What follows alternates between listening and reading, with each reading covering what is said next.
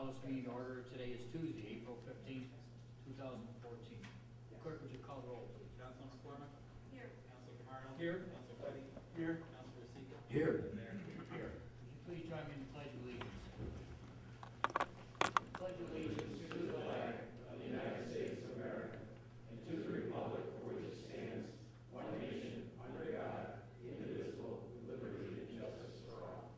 You remain standing for a moment of silent prayer reflection.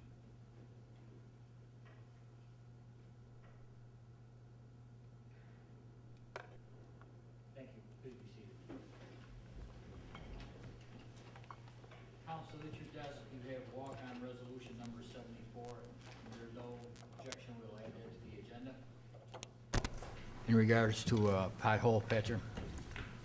So please add that to the agenda, clerk, if you would.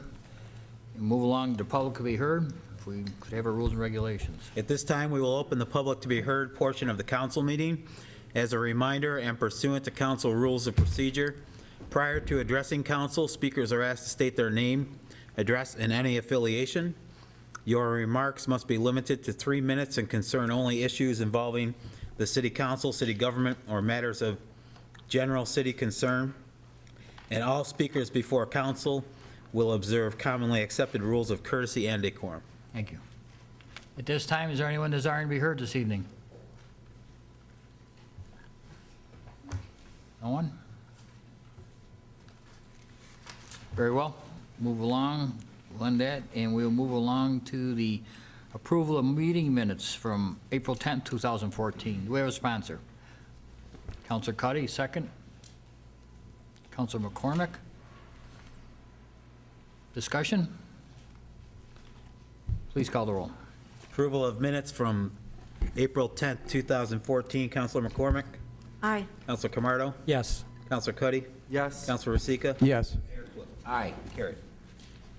Presentations and proclamations? None? Public announcements? One public announcement tonight, Mayor. City of Auburn Zoning Board of Appeals will hold its monthly meeting on Monday, April 21st, 2014 at 7 p.m. The meeting will be held in council chambers, Memorial City Hall, 24 South Street here in Auburn. Very good. And I have one more. I've been contacted by Senator DeFrancisco's office today on Wednesday, April 23rd from 6:30 to 8 p.m. Senator DeFrancisco will be having a town hall meeting in regards to the state budget and any other legislative issues.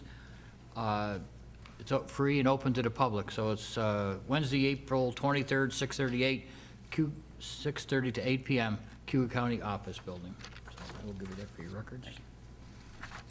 City Manager's report. I have several things, Mayor.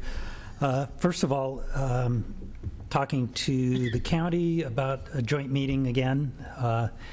We've tentatively picked a date of May 14th.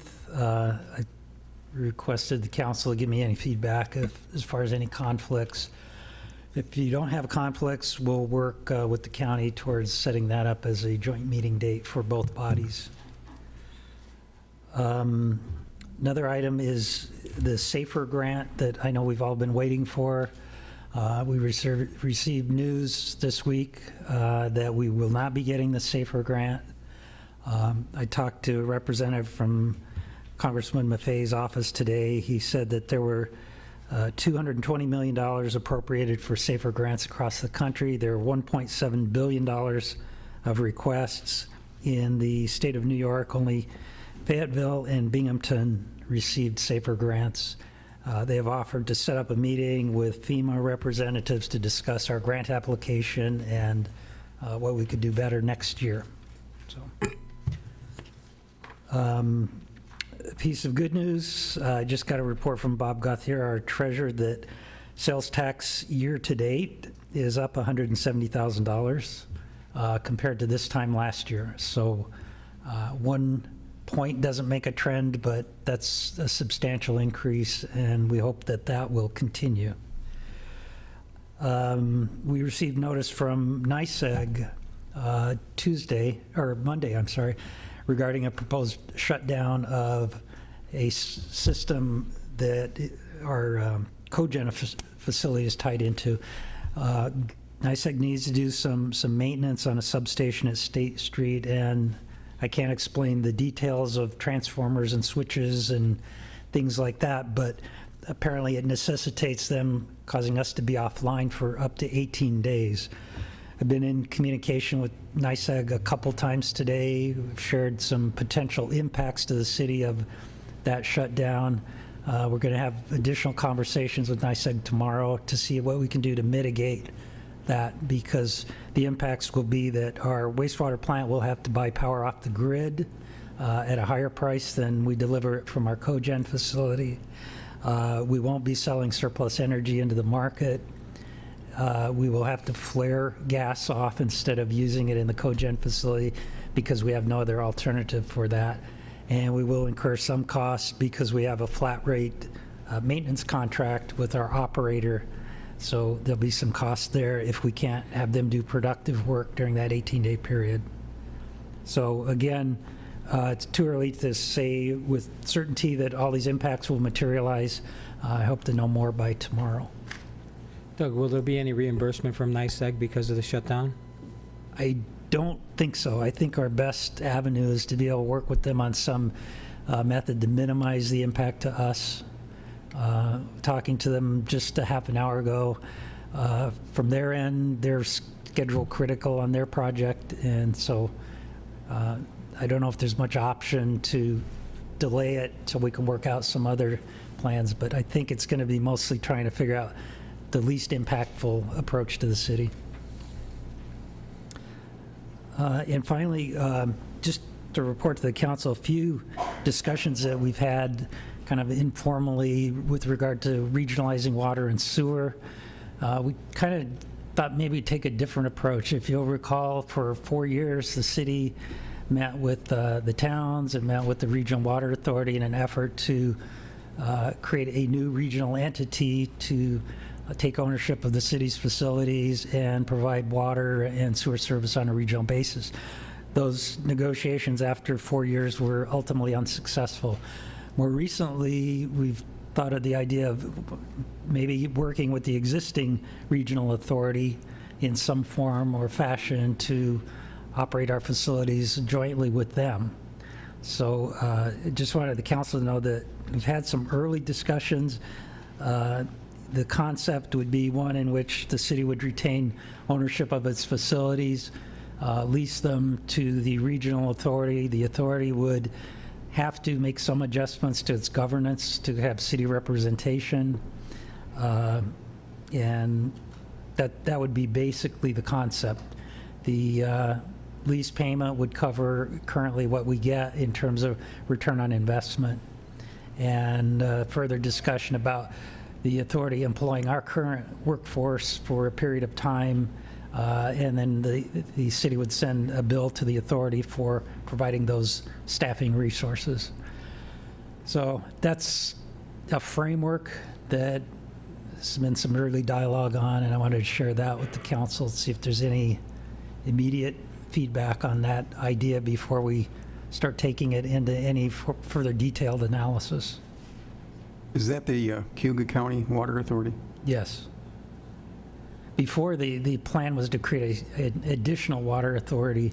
That was the plan that didn't succeed.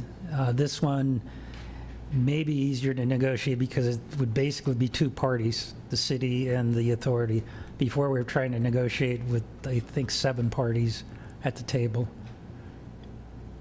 Well, they purchase water from us, is that not true? Yes. Okay. What benefit would that bring the city, Doug, though, if we did something in this area like that you're discussing?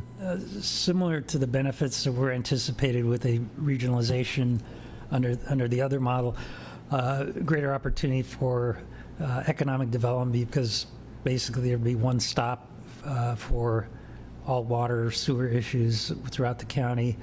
It might create a better capacity for us to be successful in winning grants, and it would also help us in the terms of the shared services initiative that the governor is advocating as we go into next year under the budget cap scenario. Doug, one of the big concerns that came up with the regionalization, and I'm sure will come up in here, is the governance. Yes. Currently, they are our customer. So being the number of users and I guess the greater consumers here are within the city, it seems to me, again, that the city must have the majority on the governance. Is that going to be a problem for them? I believe having a majority might be a problem. Having representation clearly, I think, would, and we haven't had these discussions with their Well, board. So, obviously, there must have been some initial discussion on the governance. well, we did. We pitched the idea that if this kind of thing was going forward, the city would have to have some level of representation.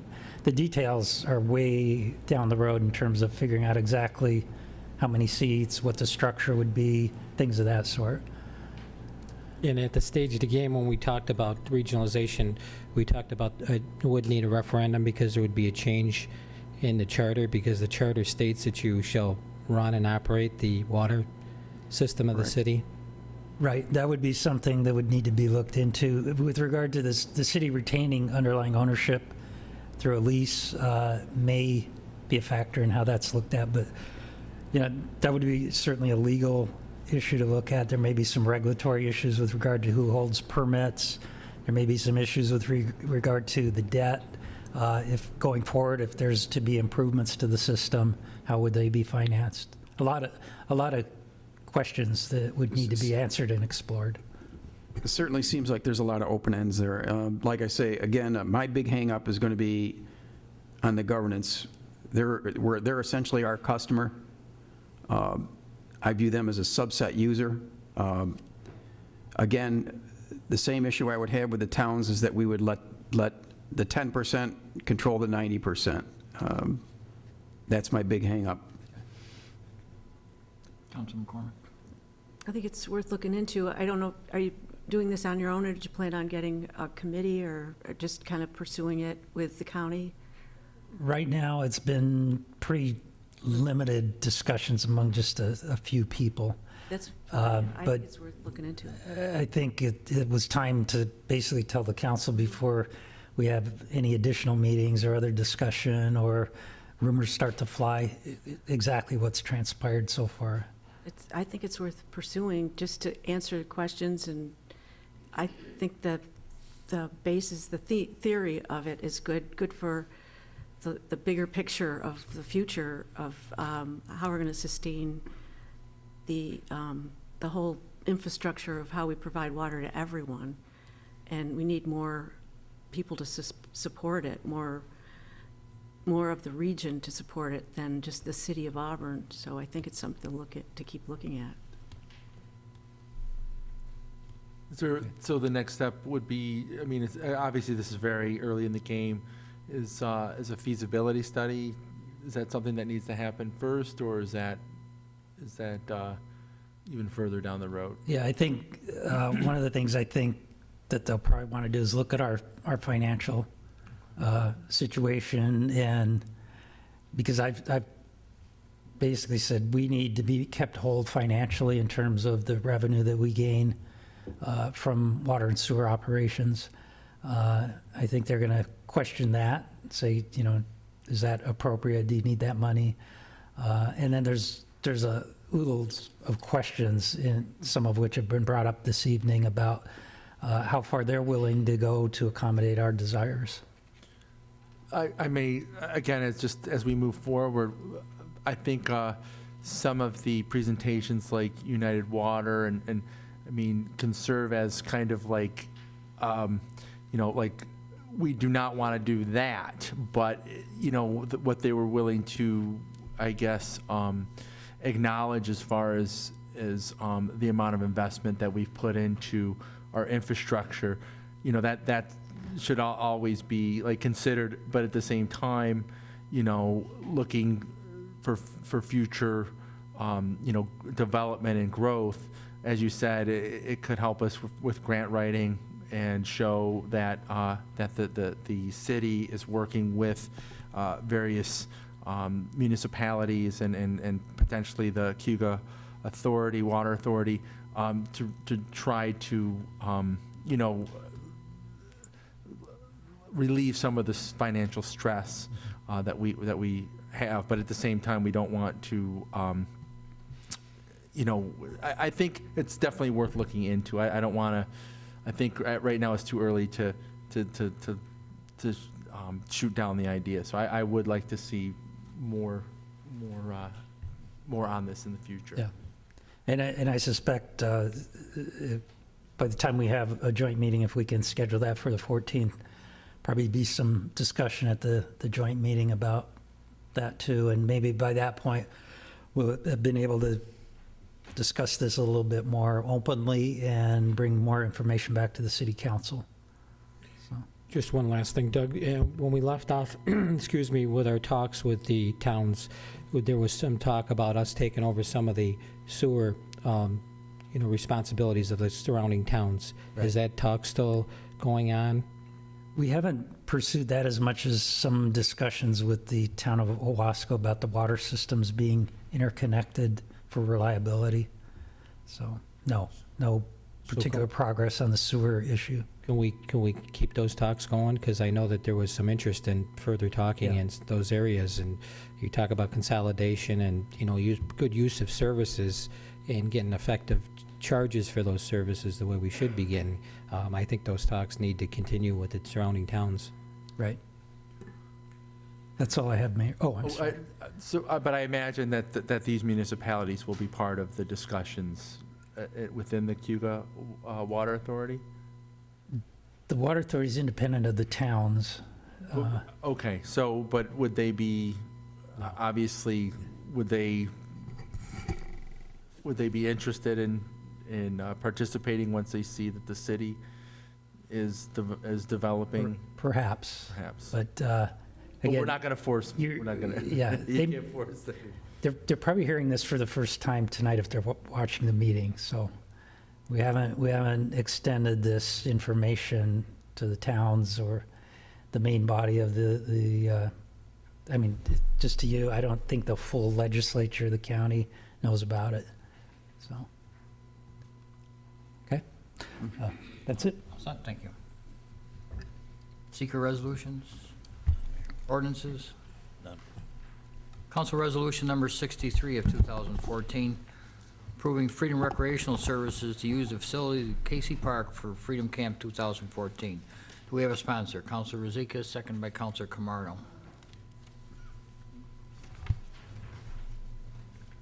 Council Resolution Number 63, approving Freedom Recreational Services to use the facilities at Casey Park for Freedom Camp 2014. Whereas Freedom Recreational Services for the past 35 years has provided programs for developmentally disabled and handicapped individuals to participate in a summer program at the Casey Park Recreational Facility.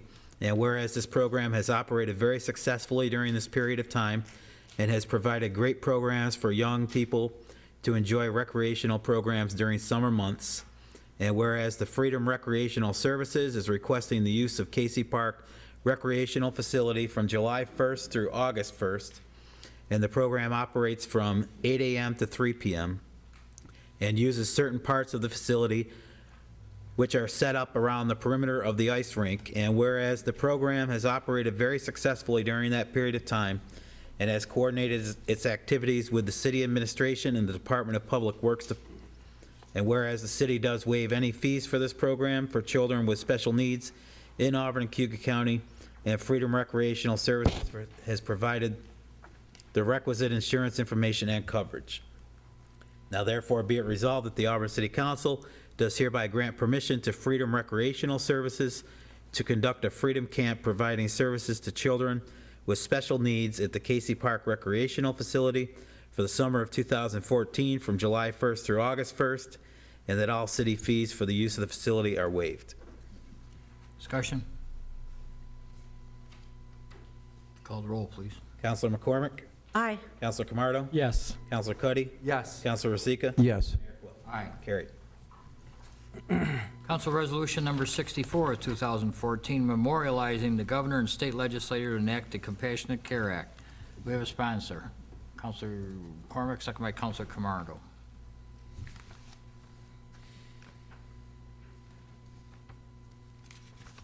Council Resolution 64 of 2014, memorializing the governor and state legislature to enact the Compassionate Care Act. Whereas there are many specific works which address the efficacy of marijuana in the treatment of various disease-related problems associated with cancer, multiple sclerosis, epilepsy, Parkinson's, and other debilitating conditions. And whereas the federal government has not created any access regarding the use of marijuana for medical purposes, the United States Department of Justice has issued a memo stating that it will not attempt to interfere with or challenge well-regulated state laws that allow for the medical use of marijuana. And whereas many New York families with family members who have life-threatening illnesses have been forced to relocate to other states in order to seek the benefits of medical marijuana that has been legalized. And whereas in New York State, the Assembly and Senate have introduced legislation that would legalize the medical use of marijuana, and the governor has introduced a program to allow certain healthcare institutions to use and dispense medical marijuana, and the legislation in the governor's program would accomplish this task by creating a tightly regulated system for overseeing the administration of marijuana to a certified patient or designated caregiver for the certified use. And whereas the legislation also creates procedures for allowing healthcare practitioners to certify that their patients' serious medical conditions should be treated by medical use of marijuana, and the New York State Department of Health would monitor that use and promulgate rules and regulations for the administration of medical marijuana. And whereas many healthcare organizations in every region in New York support the Compassionate Care Act for the benefit of persons suffering from these debilitating illnesses, it is being requested that the Auburn City Council provide support by passing a resolution requesting the New York State Legislature and Governor to enact provisions for the legalization of medical use of marijuana. Now therefore be it resolved that the Auburn City Council does hereby memorialize the New York State Assembly, Senate, and Governor to enact provisions of the Compassionate Care Act to provide for the legalization of medical marijuana in order to treat persons who are suffering from debilitating illnesses. Thank you. Discussion? Councilor Camardo? Mayor, I'd like to just bring up a few things. I fully in support of this because I understand that people with some medical problems need this. This will be strictly regulated by the New York State Department of Health. I also want to make sure that this is in no way leading to the legalization of marijuana in our community or in New York State, something that I would not support, but I would support this Health Care Act because I think it would help people with medical problems and make things easier for them, especially under strict regulations by the state. Councilor McCormick? Kind of echoing Councilor Camardo, I think the key word is compassion. I've met several people that this is the only relief they can get from various illnesses, whether it's cancer or multiple sclerosis, and it's a treatment that doctors endorse. There's different medical organizations, hospice, cancer centers, the New York State Nurses Association, Veterans for Alternative Care. There's legitimate organizations that do endorse this as a relief for people that can't find other relief. And I endorse this as a medical relief, not as anything else. It's not to legalize this. And a citizen from our community has asked the City Council to support this and ask that the state approve this as a legal way for medical relief, and that's why we've brought it to council tonight. And I'm going to vote in favor of that tonight. Councilor Zika? Yes, I know the individual's sons, with their involvement with my church. I know them to be two very fine, upstanding young men, and it's only a reflection of the parents. I know that she is advocating for this in the sense of only medical relief, not in legalization. It is, I've looked around through this and did a lot of research on this, and it has had significant evidence proving that it does have some medicinal benefits. However, again, to echo Councilor Camardo, I do not condone the use of this as anything outside of the medical use. So I will be supporting this because it's a tightly regulated application and a total medical use of this drug. My personal experience for members of my high school class is this was a gateway drug, and I see nothing good that ever came out of it. So providing it's medically prescribed and controlled, I see that it does show benefit, so therefore I will be supporting it. I'd like to thank the individual for bringing this to Auburn City Council's attention. I'd also like to thank her for her lobbying efforts for the state, and I'm going to be supporting this for the same reasons that my colleagues are. And but I also just wanted to thank the individual for bringing it to our attention and to the Albany's attention. Anything I said at this time would just be piling on, so I agree with everyone, and I'm sure it's going to be a unanimous decision. So clerk, if you call the roll, please. Counselor McCormick? Aye. Counselor Camardo? Yes. Counselor Cuddy? Yes. Counselor Rosica? Yes. Mayor Quill? Aye. Carried. Change order resolution number 65 of 2014, approving change order number 1 for the Franklin Street Water Main Project. Do we have a sponsor? Counselor Camardo, second by Counselor Rosica.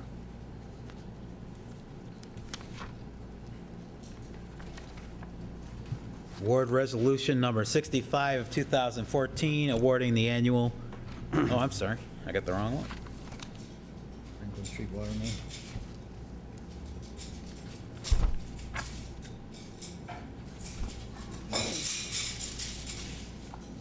Oh, I flipped too many, that's. There it is. Change order resolution number 1 of 2014, approving change order number 1 for the Franklin Street Water Main Project. Whereas the Franklin Street Water Main Project was bonded pursuant to bond ordinance number 8 of 2013 in the amount of $4 million, and the contract for the project was awarded to F. Rizzo Construction Incorporated. And whereas due to the extensive construction damage due to the Franklin Street roadway, change order number 1 in the amount of $490,000 is now required to reconstruct the roadway from west of Foot Street to east of North Marvin Avenue.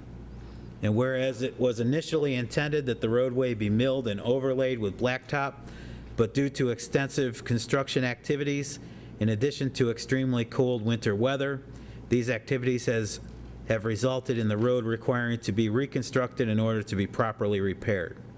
And whereas this resolution would award change order number 1 to F. Rizzo Construction in the amount of $490,000 to repair Franklin Street, now therefore be it resolved that the Auburn City Council does hereby approve change order number 1 to the Franklin Street Water Main Project by awarding to F. Rizzo Construction Incorporated the sum of $490,000 to repair the Franklin Street roadway, and the cost of the resolution in the amount of $490,000 is to be charged to account number HF8340-440-GP. Very good. Mr. Lupian, I suppose you wanted to say something. Yes, I've invited Martin Willix here from Erdman Anthony. They're our consultants. Had a little presentation that we've handed out there. This is a large change order, and wanted to explain why we want to go for this. I just want to assure you that the existing project is on schedule right now. We can complete it in the time period for the money speaking, but the road is, as we've been going through the project, it's, what do you call it? We've got trolley tracks in there. We've taken out a lot more road. We've got all kinds of cross trenches, valves, and all the rest. We really feel that it is, we should really contemplate staying within the bond, but utilizing that contingency money and reconstruct as much of the road as we can at this time. So I'm going to turn this over to Martin Willix. He's with Erdman Anthony.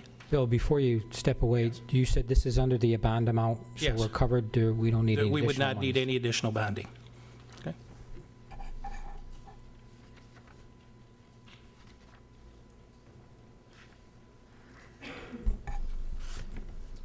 Good evening.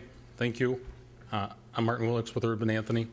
Between the introduction by the council and a few words from Bill, those two combined steal a little bit of the thunder of the presentation. Although it's never fun to come and ask for the change order, that's what we're here to do.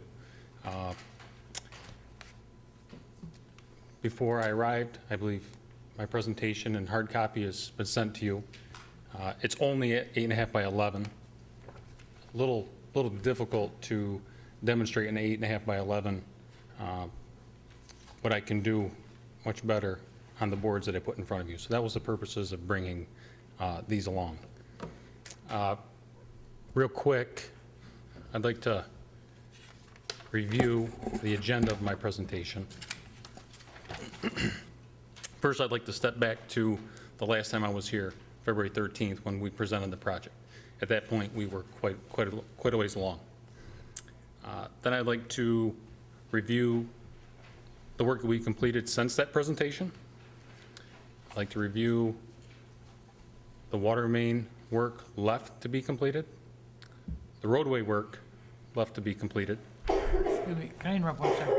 Is there any chance we could get those drawings down so folks on this side can see the screen and everything? We could be glad to put them back up, but in the meantime, here and there, so the public, they can get a better view of the screen. So, thank you. Oh, yeah, we can see 'em good.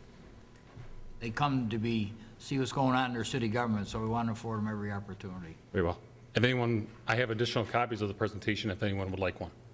Happy to hand them out. I got 10 additionals here. Okay.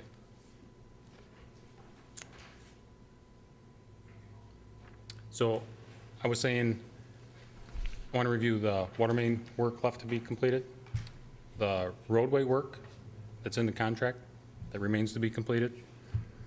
Then I'm going to get into the project budget, which is short and sweet. Bill stole that thunder.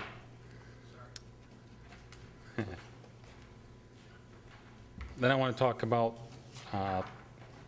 the 3 boards that we brought here that depicts the work the repairs that need to be completed. Then I talk a little bit about the full depth reconstruction limits that Bill and I have been discussing and would like to propose we proceed with. Then I'd like to get into the change order a little bit and relay to you the benefit that Franklin Street will see if you approve it, and the bigger bang for your buck that you will receive if you approve it, and show you the reasoning behind that.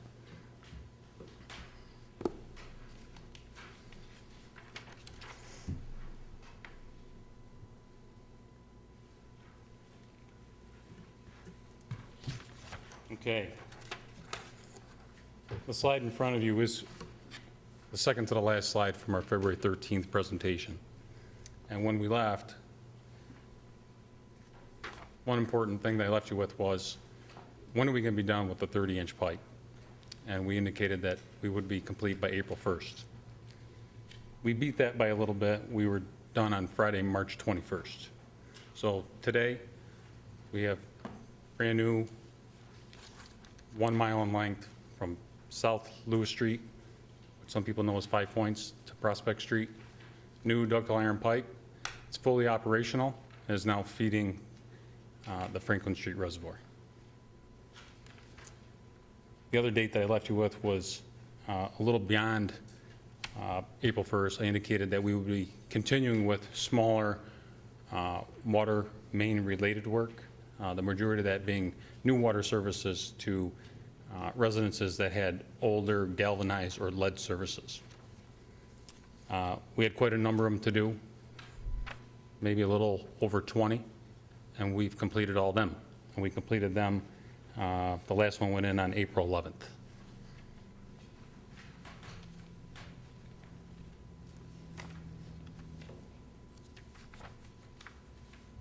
I think the council appreciated the photos that I shared last time of construction, give you a better appreciation for some of the heartache that's been felt by the traveling public through the job, to get a little better look. So I brought along today the final 30-inch pipe work.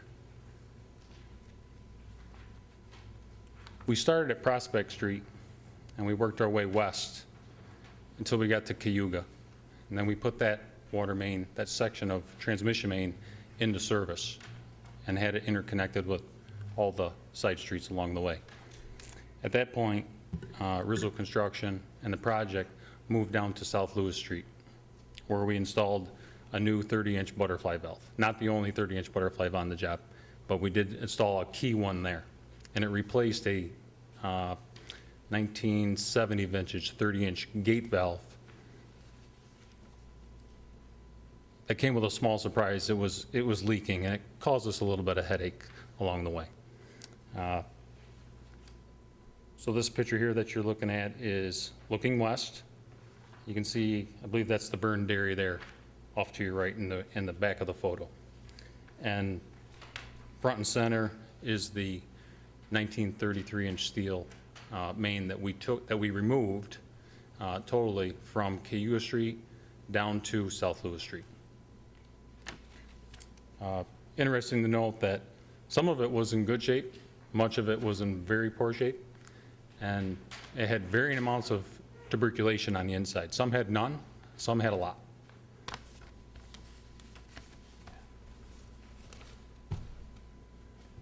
I have a series of pictures here that I think are kind of interesting.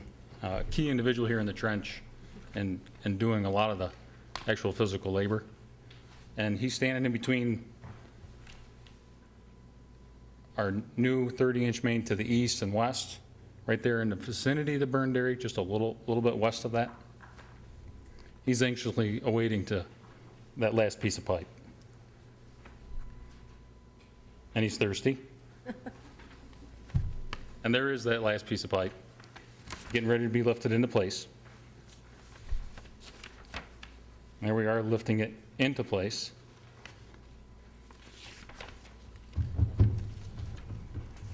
And then we just have final connections going on there with a solid sleeve and some mega lugs to secure that last piece.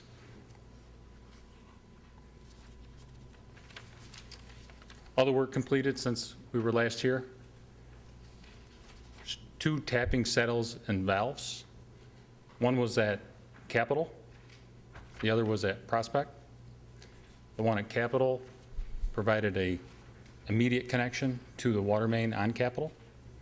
And this one that's pictured here is at Prospect, and this is provisions for a future connection for a potential 12-inch water main down Prospect Street.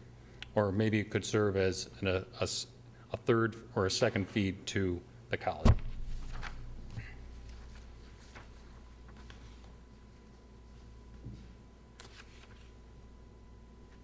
Okay, now I'd like to get into work to be completed related to water main work. We're really down to minor adjustments really at this point. But as part of the work at 5 Points and installing the new 30-inch butterfly valve, we had to operate valves at Seminary Avenue, right at the intersection with the Route 5 arterial. They didn't function well. They leaked. They're very difficult to operate. So we've elected to replace them also. So we've added 3 smaller 16-inch butterfly valves to the project. That work remains to be completed. Now we've got one other 10-inch gate valve that's going to go in at the intersection of Fulton and the Route 5 arterial. And beyond that, things get very minor. We got a couple hydrants that are facing the wrong way where the fire chief would like the 4-inch nozzle facing a certain direction. So we just need to spin them a little bit. That's really what we're down to as far as related water main work. Roadway related work remaining to be completed. Important to note that this slide is all about work within the contract planned. So if the change order is denied or not granted, this is the work that remains to be completed as planned. We've got a trench within the Franklin Street right-of-way from Prospect Street to Cayuga. It varies in width, but on average, it's 67 feet wide. All of our trenches get what we call a full depth repair. City of Auburn standard asphalt section is 6 inches of base asphalt. I think 2 inches from memory here, just a little bit, 2 inches of binder, and then 1.5 inches of asphalt top course. That pavement section will go through all of our pavement trenches. And obviously, we haven't done any trench repair. We've just been doing our best to keep the surface drivable with millings and crushed stone. So side street interconnection trenches, we have them to do. Water service trenches, which I think there's roughly 20 of them, we have them to do. Sanitary laterals, we've impacted a few of them. I had to relay a little bit of pipe, found a couple ones that leaked. We dye tested at every sanitary lateral to make sure that when we walk away that everything is secure and tight. So we've disturbed a few laterals and we've replaced a few laterals, so we have those trenches to repair. We've obviously disturbed some curb lines. When we go through, for instance, to install a hydrant, that curb gets ripped out. We have to repair all those. We have some curb line at our tapping sleeve and valves. At every water service, we're always disturbing the curb. We have to replace that curbing.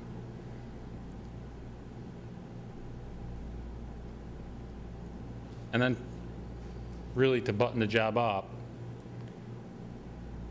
in the contract, planned was a full mill, curb to curb, 36 feet wide, mile long. Mill off about 1.5 inches and put back 1.5 inches of asphalt top course.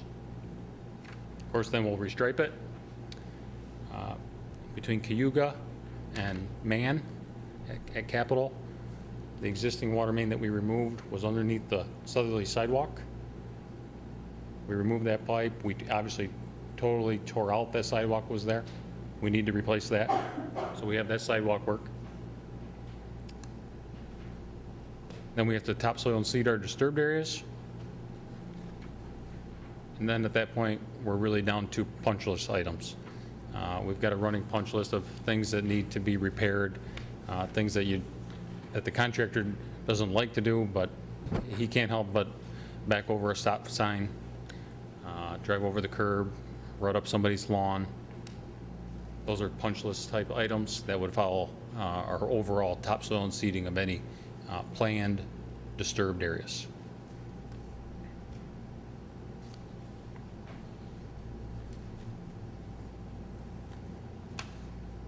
Project budget.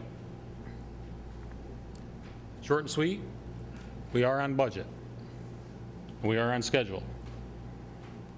And our contract deadline is June 30th. And we should have no problems dollar-wise nor in days to do what we said we were going to do. So that's the good news.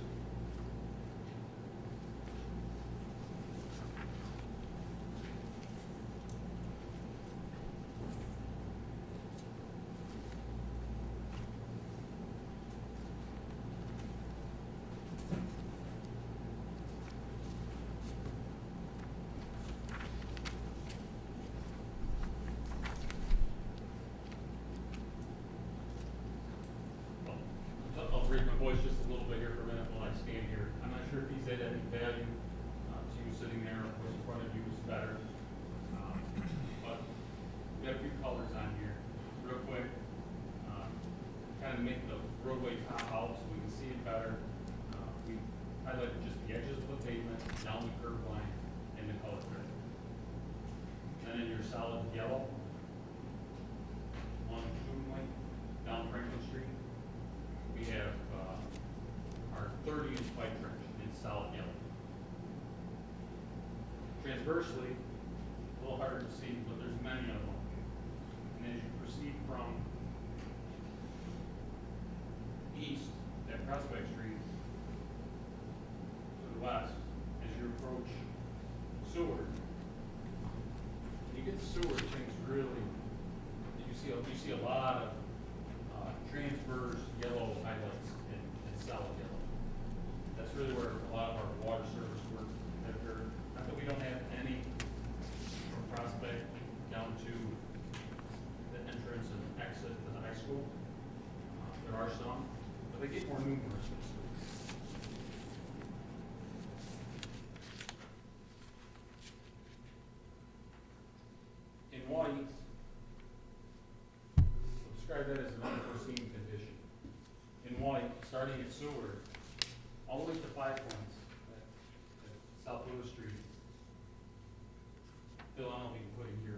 early 1900s. Early 1900s, there was a trolley. And no record I reviewed showed that trolley tracks still being there. Billy took that to school. That's how he used to go to school. He used to take the trolley there. So, we're the same age, so I know he was the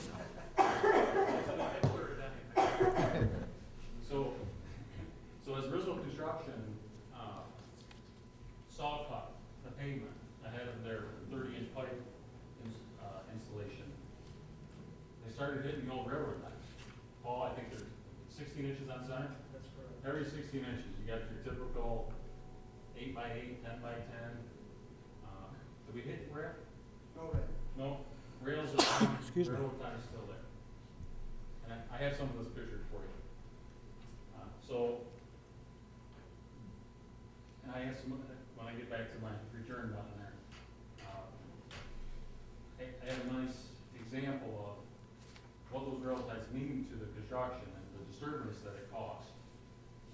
We didn't hit them as you're standing at Marvin and looking up towards Prospect. I have a picture of that, and then I have the same type of trench operation that was planned looking at Seymour and Capitol down towards South Lewis Street, where we did hit a lot of them, and it makes a big difference.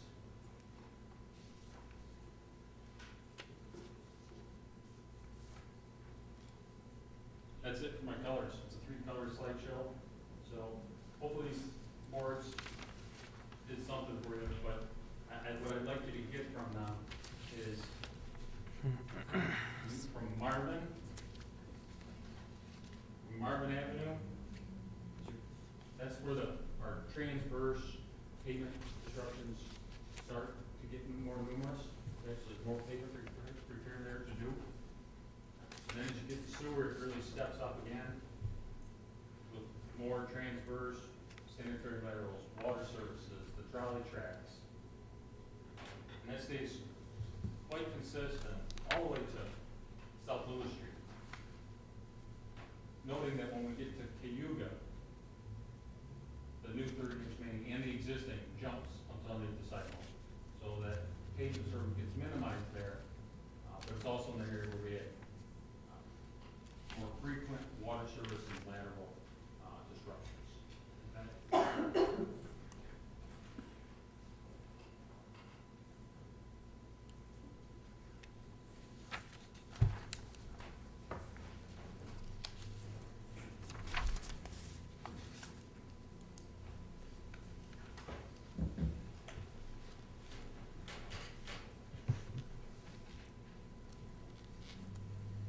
I'll just give us a short pause through the 3 sheets that are now on the screen.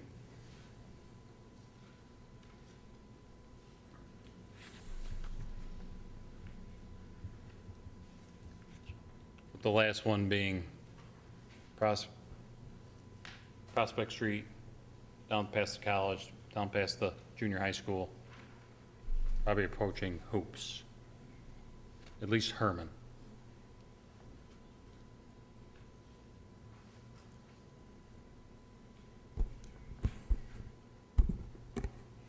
All right, so now I talked about unforeseen conditions.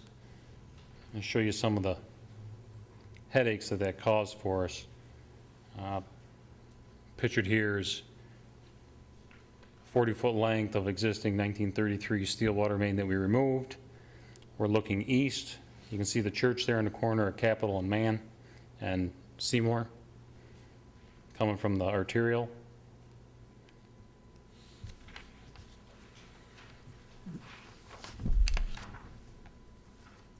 This is our at the church. That's when the existing 30 and the new 30 jumped from the south sidewalk of Franklin Street back into Franklin Street pavement to the north. We're also very deep there. We expected a larger excavation to occur and a greater pavement disturbance, but the trolley tracks really magnified that excavation, and that's what we're picturing here. You can see on the right there at the edge of pavement, wish I had a a laser. But you'll see, you can see where we had to rip through the railroad ties. It'll be pictured better, but right there on the right-hand side of the photo where you can see the vertical trench, the vertical wall of the trench coming up, got a darker strip on the top, and then where you can see that lighter color in there, that's not dirt, that's not soil, that's the, essentially the sawed-through railroad ties.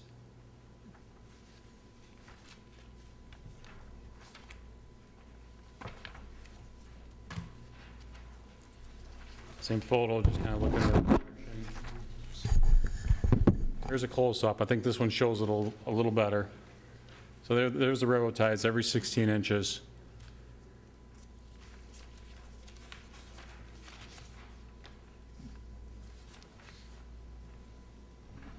I believe this is a water service trench.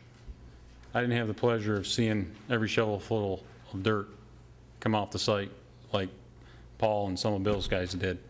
But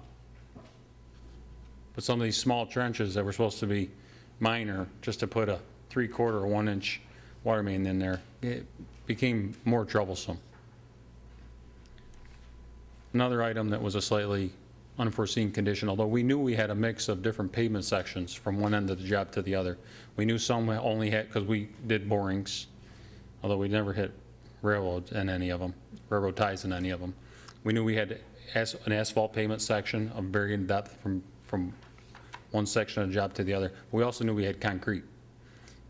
Interesting thing with the concrete, even though I believe that the concrete was the same vintage, depending on which end of the job you were at, noting that the middle was reconstructed at some point with an asphalt section, the quality of that concrete varied greatly. At the east end of the job, near Prospect, it was very hard. You sawed through it, and it came out easier. You know, once you sawed through it, you could bust it up, and it came out in nice chunks. When we got down to the burned dairy, the concrete got very punky, and it was more difficult, even though it was softer. You know, it would almost turn to dust. So the quality of the road base there leaves a little something to be desired. Concrete makes for a nice road base if you're rehabbing a road.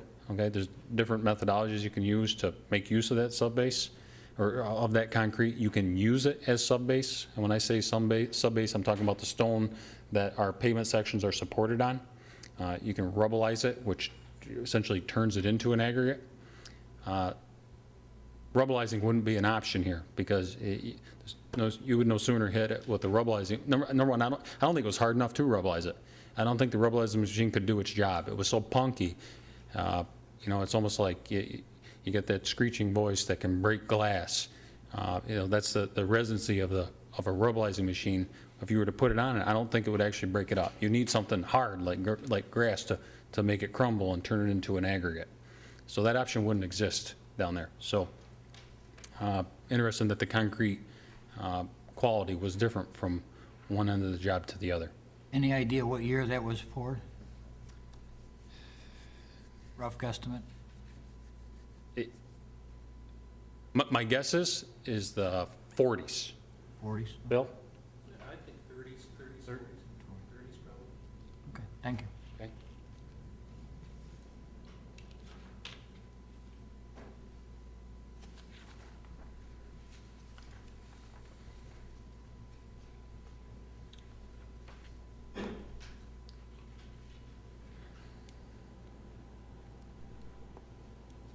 These pictures look really nice on my screen right here. On the left is a photo looking easterly up the hill towards Prospect Street, where we started the job, where we hit no trolley tracks or railroad ties, where we had the luxury of being in there early and actually still having asphalt plants open, so we could do a better job of doing temporary surface restoration in that trench with an asphalt binder. And as you can see, it's nice, neat, and clean.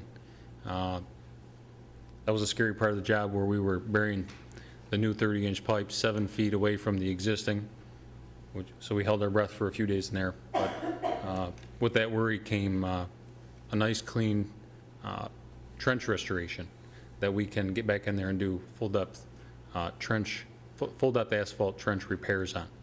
So this, on the left, that photo is outside the areas that Bill and I and his guys are recommending full depth reconstruction, because things went very well there. So we're east of Marvin in that left photo.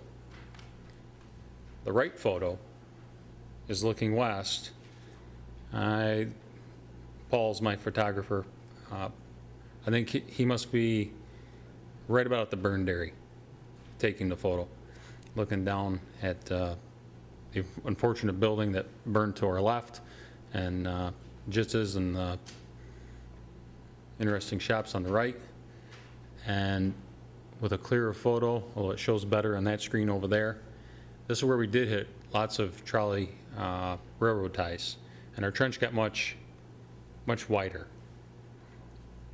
And I think those two photos there tell a lot, is the difficulty that the trolley tracks, the old railroad ties, provided, and the expense that, to a certain degree, although I did say that we're under budget, I don't anticipate any problems with being able to repair those trenches with the dollars that we have in the contract as planned. But the level of effort and the level and the amount of asphalt that will go there is much greater when we get down by South Lewis Street as compared to Prospect.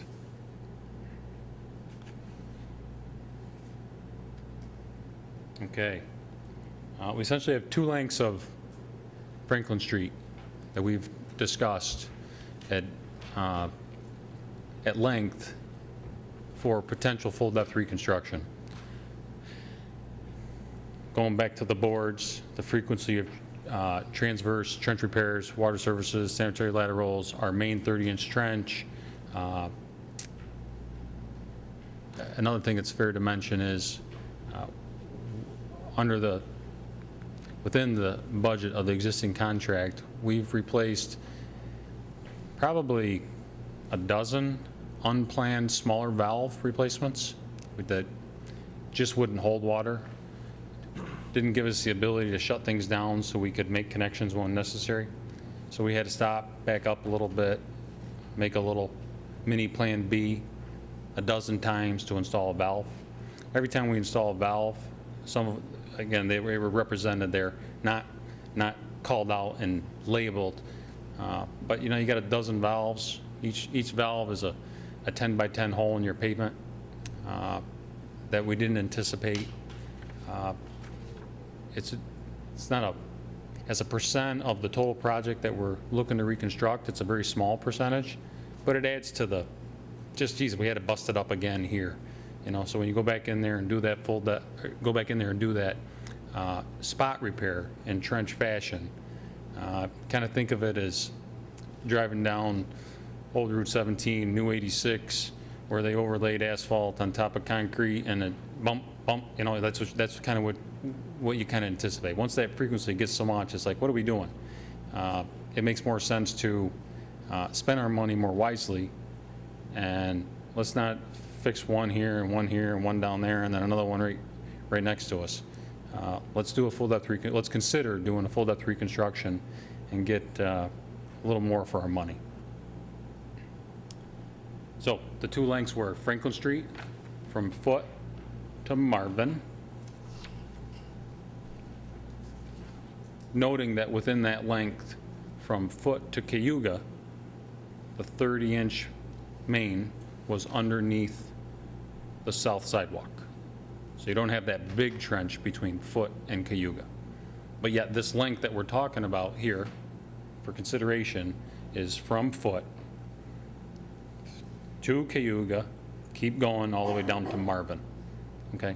So I highlight that and say it very deliberately because from Foote to Cayuga,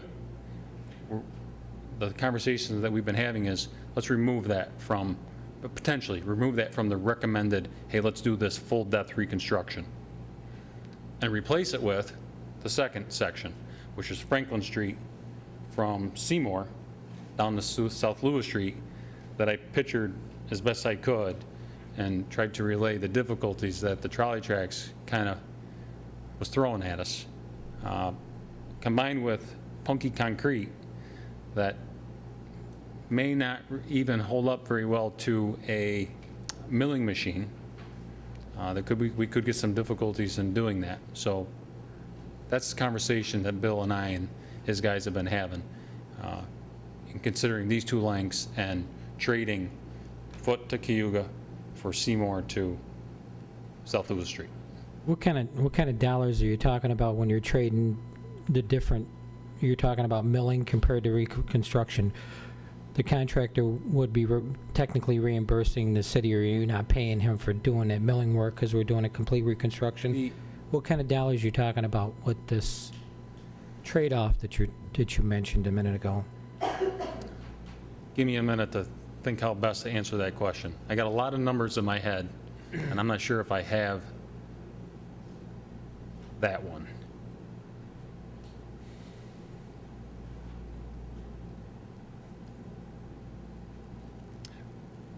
Let me try this. I believe the trench repair dollars inside the base contract are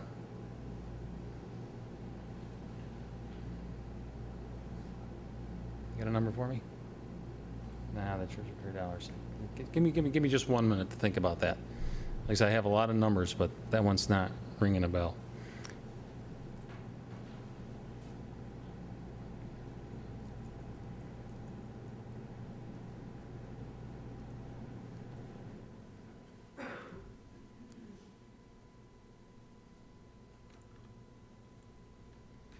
I think the trench repair dollars, this is pretty close. I think there's about $900,000 worth of full depth trench repair in the base bid, in the contract.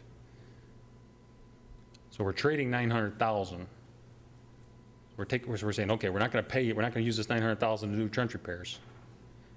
We're going to pay you to do full depth reconstruction. But in the same breath, we're saying we can't do full depth reconstruction from Foot to Marvin with $900,000. We need 490 more. Now, I think in my next slide, or two away, I did bring some numbers, data, and you might find them helpful in understanding what type of bigger bang for your buck will you get by going the full depth reconstruction route.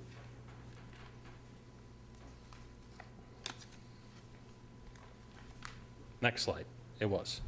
Okay. So with the planning that Bill and I and his guys have been doing and assembling our recommendation and coming to you tonight for full depth reconstruction, we've had many conversations with Rizzo Construction. And also making sure we knew where we were budget-wise on the job, and spent a fair amount of time making sure that I could come here and tell you straight that, hey, we're on budget, and we are, and schedule. So obviously, if we buy just simple numbers, if I buy 10 tons of asphalt and put it in a trench, there's a certain dollar value associated with that. But if I buy 100 tons of asphalt and I can put down, if I can put down 100 ton in 2 days, or put down 10 ton in 2 days, I'm getting a bigger bang for my buck with that 100 tons. So with bigger quantity comes economy. And that's what this slide is trying to do. In the full depth reconstruction, there's four of the big items that are common to both the base contract and the full depth contract that we wish to issue to Rizzo. Is unclassified excavation. That's basically where we hog the material out of the roadway and haul it away. We have our new sub-base course, our stone, that's gonna support our new asphalt section. I only have 2 courses of asphalt listed here, starting from the bottom. We have our base asphalt and then our binder.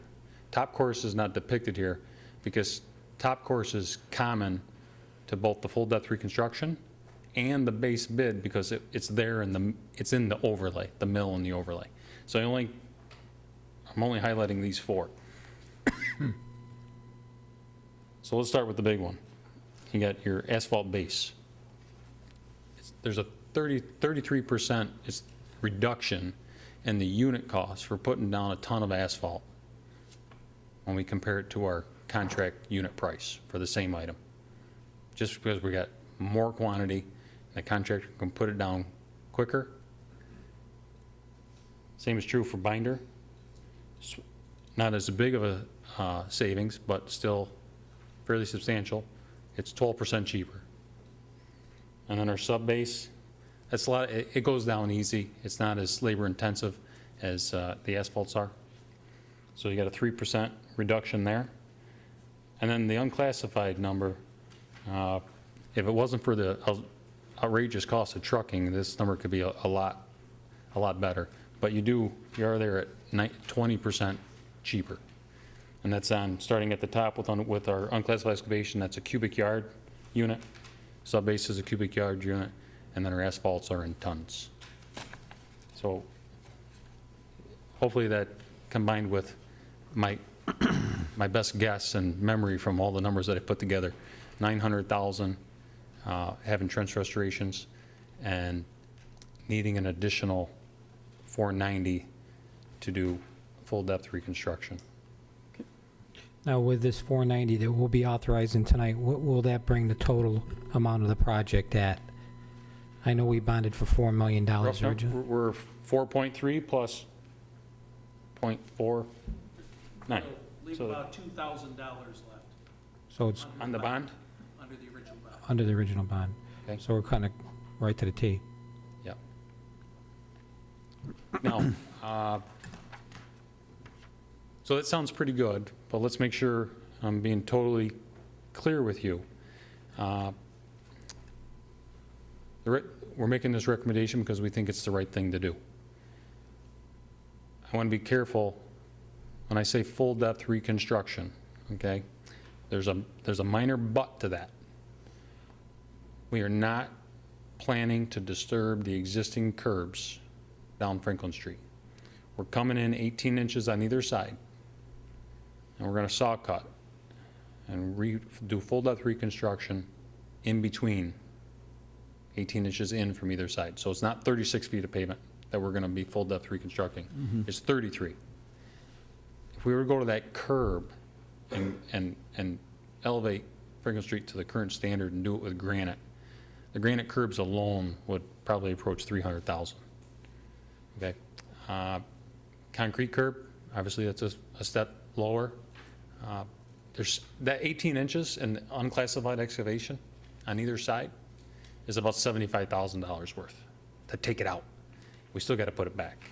So I want to be very clear that full depth reconstruction, 18 inches in. It's going to be a much better street, but it's not a brand new street. Okay, on the, my question is just basically on the unit price differences. Is that based on economies of scale, or is it based on negotiation, or both? It's a combination of both. Okay. Absolutely. Okay. We've reviewed these numbers with Rizzo. with Rizzo. They think they're fair. I agree with them. I think they're being very fair with us with these numbers. That was my only question. I just was wondering how much of it was that, but you're indicating to me that it's probably in both categories. Yeah, I mean, we continue to ask our contractor to sharpen his pencil. And sometimes it gets sharp, and it's a two-way street. And it's a two-way street, and that's why the job to date has been very successful. That's why we're on budget, because it has been a two-way street. Okay. Now, when you're talking about not going to the curb lines, how's the condition of the catch basins and things like that through Franklin Street? If we're doing this magnitude of work, do they need to be looked at? We will be resetting. We have looked at them. That's the short answer. You have? We have. We have looked at the catch basins. Paul's had his head in every one of them, more than once. And inside, included in our 490 is provisions for resetting and reconstructing the top and making sure that they're not killing our car when we go down, when we're done, we're going to reset them all. You're talking Every about, valve box, every catch basin, every frame and cover on a manhole, you're talking whether about it's storm or manholes, I'm talking sanitary. about catch basins on the side of the streets. Yep. Okay. Yeah, I mean, some of them, Franklin Street actually drains pretty well, but we've got a little bit of grade. You don't always have that. But there is some catch basins that set a little, the frame and grate set a little low today. Some of them are a little high. Those will be corrected from start to finish, and not just within the full depth reconstructed area, from South Lewis Street to Prospect, inside the full project limits. So the appraisal of the existing basins is good? They're not deteriorated or coming in? I know some of them may be in that area. I'm not sure how old they are, but some were actually laid up block. Yep. And included in the base contract, I don't recall if I mentioned it in my last presentation, but we also, during design, Bill and his guys, or maybe they hired some of it out, we televised every storm and every sanitary sewer also, and identified select lengths to be repaired. So that was included in the base contract. So it's not only the basins that were inspected, we looked at the inside of the pipes too. So are any of them, let's say the laid up blocks being planned to be replaced with concrete castings? Only at the tops. Only, okay. Only at the tops, right? Many of them are brick. Could put out about 4 to 5 brick, Okay. okay, to shore that up. I'm guesstimating right now about 67 that I have on hand, catch basins, manholes, and every valve box. Okay. Every curb seam that we will do, okay? And we'll verify that when we pull them up, that the city can get on here and turn them on. So, that's one thing I'll check with the contractor or becomes a punch list. And this is all done prior to the Okay. Because what I don't want to see is have to go and excavate to replace. Have to be actually replace the frame and grate. Right, because it deteriorated, yeah, I Yes, understand. they're cracked and broken. Mhm. They're identified. I'm guesstimating about 7 to 10 of them throughout the project. But again, what I hope that is achieved here is that we don't go ahead and pave and then have to cut and excavate to replace or repair basins. Yeah, that never happens. Can you guarantee that? Okay. Yeah, I'm just sensitive to that because it appears that whenever we perturb the pavement, it's never made whole.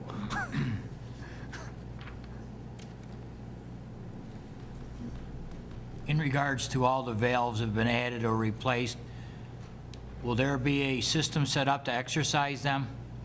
So when we have to use them, they're operational? And I know that's not part of your job scope, but is there going to be a plan forwarded to our personnel to exercise them occasionally?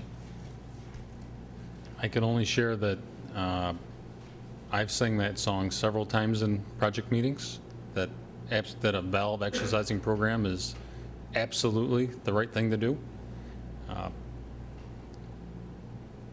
Tom Gayback, I think, would love nothing more than have 2 guys designated to do nothing more than turn valves. I know Tom's work ethic. I know he turns them when he can. I can say with confidence, I know he's going to be turning some 30 inches that are brand new. Okay?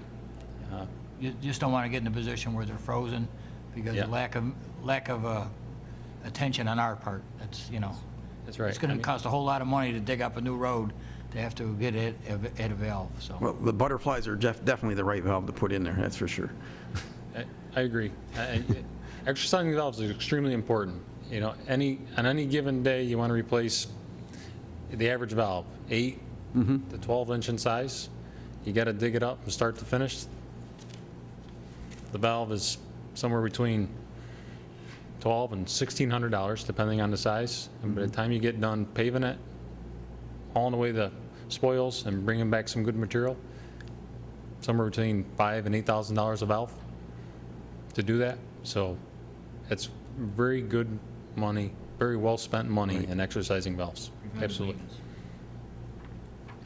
might be a question for Bill. You had mentioned that this brings us to about roughly, you said $2,000 of the Right. prospective budget. This may be a question for both of you. Is this, would this wrap up the project then, or, I mean, are we at the end of? the Yes, yeah. project? I mean, the hardest part on the job is when you're digging. Once you're done digging, it's a lot easier to, you have a lot less unknowns. So we can quantify the numbers and with a lot of confidence, know that we're going to bring the job home for the amount of money that we have available. Right. And one other thing is, again, I'm new here, so I just want to make sure, account HF 834440GP, is that, It's the Franklin Street water main. is it in and the water fund, or is it in? It's in the water fund, and this, the money in there is a combination of two things. We did a transfer initially when we were doing the design of 400,000, and we bonded the rest. But there was for a total of 4.4 million. And this project will come probably within $2,000 of that total amount, okay? And we'll stay within that money. We are not looking to come back and ask for additional bonding or anything for this project. I will come back, though, and if this gets passed, we will, even though there's about 6 weeks' worth of extra work, Rizzo's ahead of schedule, we will need 1 month. That means 1 extra month of construction inspection. And I've been trying to talk to Martin here about donating his time for all this extra design, but, you know, he's looking out for his company. So basically, we'll be coming back in a couple weeks and asking if this gets approved for $31,000 to pay for the additional design for Urban Anthony for this, all of the work that they're doing, and an additional 1 month of construction inspection. And the two amounts together be $31,000. And I think that would be appropriate, and I'm going to suggest that we take that out of our road program capital account, because all of this work that we're doing in addition is basically for road work, and so we'll take it out of that capital account, and we'll not ask for any more out of this. And I just want to be forthcoming that there is additional effort, this will be additional expense. I was told him we're a nonprofit, and we'd love to give him a letter thanking him for his contribution, but, you know, he's kind of tough on me here. Okay, and again, it's only 4 weeks, even though it's 6 weeks worth of work. We'll have it done by the end of July. And I really want to say one thing, and I hate to, I want to thank the health department. Eileen O'Connor's been great coming back and doing quick reviews on this. Tony DeCarroll, John West, they've been doing all the sampling. I mean, they've been doing them on weekends immediately. Tom Gabeck's been out there with his whole public works crew doing a fantastic job. I've got 3 of my guys, Albert Cockrell, Seth Johnson, and Scott McIntyre, have been working fantastic. The Martin's been very agreeable here with that. This is all money. We didn't have any grant money on this. So we've only had one inspector, poor Paul Tennedy, out there. And I said, Paul, when you need extra help, we're supplying it. We can't afford to stick another one of Martin's men out there. And Martin himself is a rare commodity. Not only is he a designer, but he's been out there and he's been doing a fantastic job. And he's been getting dirty and out in the trenches and everything else. So we've actually got our money's worth, and we've tried to minimize hiring the contractor and maximizing the cities to make sure that this project goes as cheaply as we can, you know, and be as responsible with the taxpayers' money. So I just want to say thank you for everybody, and especially all the people on Franklin Street for being so accommodating, because we have been a major pain. Thank you. Thanks, Bill. One last. Counselor, please. I'm sorry. No, one no, last go ahead. thing. Is Laura, I was wondering if this money, is this in a ban or is it ready to go? I mean, do we have to take any more out of our water fund to pay this, or is it already? No, everything is already in the capital water fund. There's $400,000 that was transferred 2 years ago, I believe, 2 or 3 years ago. So that money already got moved over from the water fund, and the 4 million came out of a ban. Okay, so we're all set. We don't have to take any more outlets or anything. Okay, great, thank you. Council all set? Very good, thank you. Thank you for the hard work. I get just one last Please. thing, one last slide. I was going to have Bill read that previous one. That was our plea to the council to grant the change order request. So we thank you for your time. It's worth noting that the public continues to be tolerant of the job. We know driving conditions are not great. We think it's the right thing to do, to issue the change order and give them back the best street that we can and make Franklin Street one more time. Thank you very much. Thank you. Thanks Thank for your hard you. work.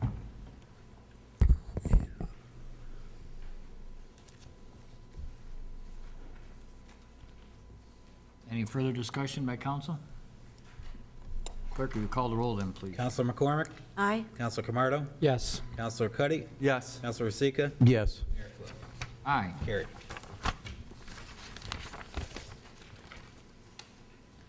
Board Resolution Number 66 of 2014, awarding the annual financial statement audit. Do we have a sponsor? Counselor Cuddy, seconded by Counselor Rozika. Award Resolution Number 66 of 2014, awarding the annual financial statement audit.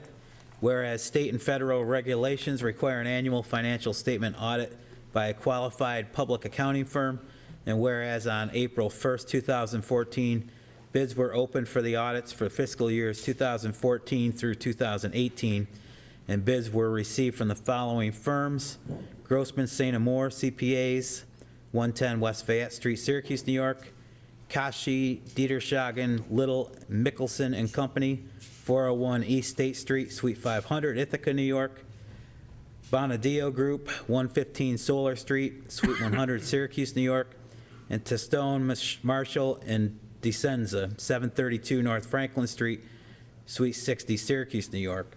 Whereas all firms responding to the request for proposal are qualified, now therefore be it resolved that the Auburn City Council does hereby award the bid for the annual financial statement audits for the years ended June 30th, 2014 through 2018 to Kashi, Dietershagen, Little, Mickelson and Company, Ithaca, New York, in the amount of $31,000 with a $500 annual escalation. All set. Mr. Selby, anything you want to add to this? No, Mayor and Council. I would just comment that Grossman St. Amour has been the city's auditor for a period of time. I know that they come highly recommended out of this list of firms, but the council had expressed a desire to have a different firm after, I think it's been about 5 years with the same firm. So that's why staff is recommending Strachey and Dietershagen, Little, and Mickelson. Very good. Counselor McCormick? Oh, I have a question and a comment. Not all council had that recommendation. I had no problem with whoever had the best and was recommended by staff. I was wondering, it's a bid, not a request for qualifications. Is that correct? It's a professional service. Okay, so that's why there's no amounts next to the, like usually with a bid, the amounts are next to the bids. So it's Right. not a regular bid. Okay, the company that is recommended, I know has done this before. Worked with the city before, and they were great. But when you had said that, and I know you didn't mean to misspeak, but council, when you said council, I didn't want to be, I had no problem if we went with whoever staff recommended for this, I wouldn't have minded, but I don't have a problem with the company that has been selected either. Very good. Clerk, will you call the roll, please? Counselor McCormick? Aye. Counselor Camardo? Yes. Counselor Cuddy? Before I vote, I just wanted to say, I think, having a new set of eyes on the books, and to audit should alleviate any kind of concern. And also, as long as the comptroller has a say and agrees with this auditor, I fully support this, so yes. Counselor Rosika? Yes. Mayor Quill? Aye. Financial Resolution Number 67 of 2014, transferring funds for payment to the Cuyahoga County for the purchase of radios. Do we have a sponsor? Counselor McCormick, seconded by Counselor Cuddy.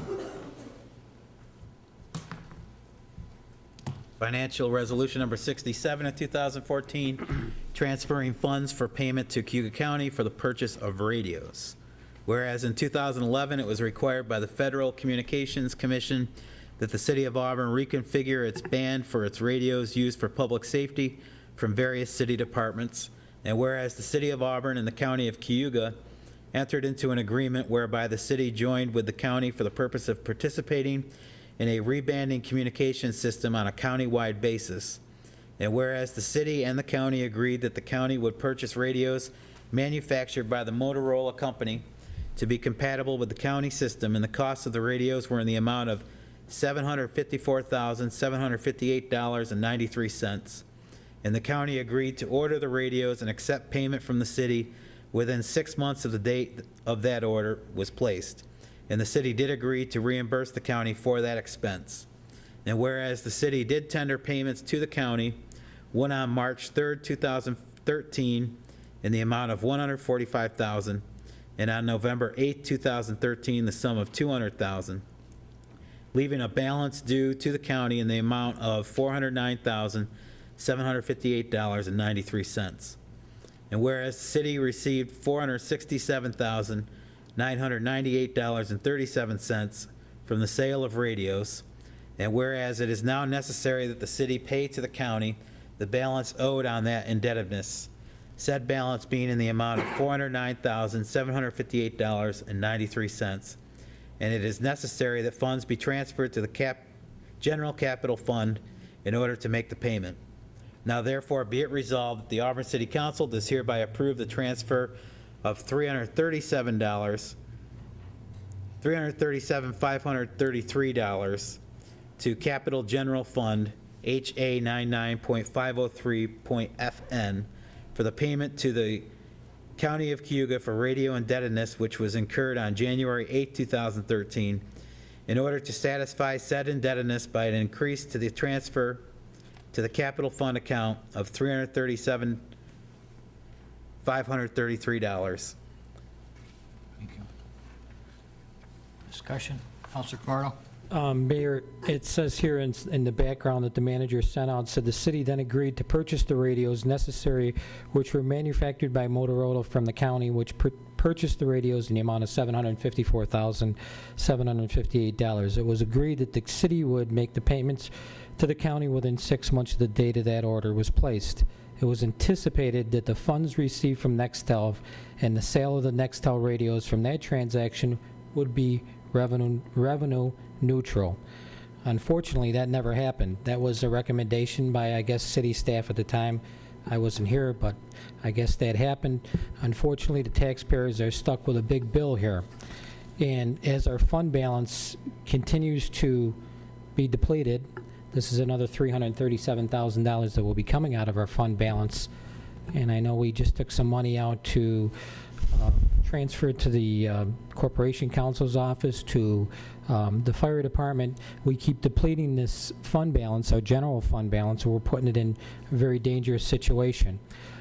We're going to be meeting with the county in 2 weeks, and in order to work with the county, I know this is money we owe the county and we have to pay them, but I'd like to meet with the county legislators, all the county legislators, as I said in past weeks, and to give us some flexibility in paying this so that maybe we can get a few years, 4 or 5 years, I'd like to recommend, to make them payments over those years and help us so we're not draining our fund balance down any faster than we need to. So I know we're going to be meeting with the county in 2 weeks, and I would like to make a motion that this be tabled so that we can talk to our county legislators, ask them to give us some flexibility and leeway in making these payments. I guess they bonded for this project over 30 years, so it's not money that they need immediately. They're making bond payments on this. I'm sure they'd like it immediately, but we're putting ourselves in a very difficult situation as we keep depleting our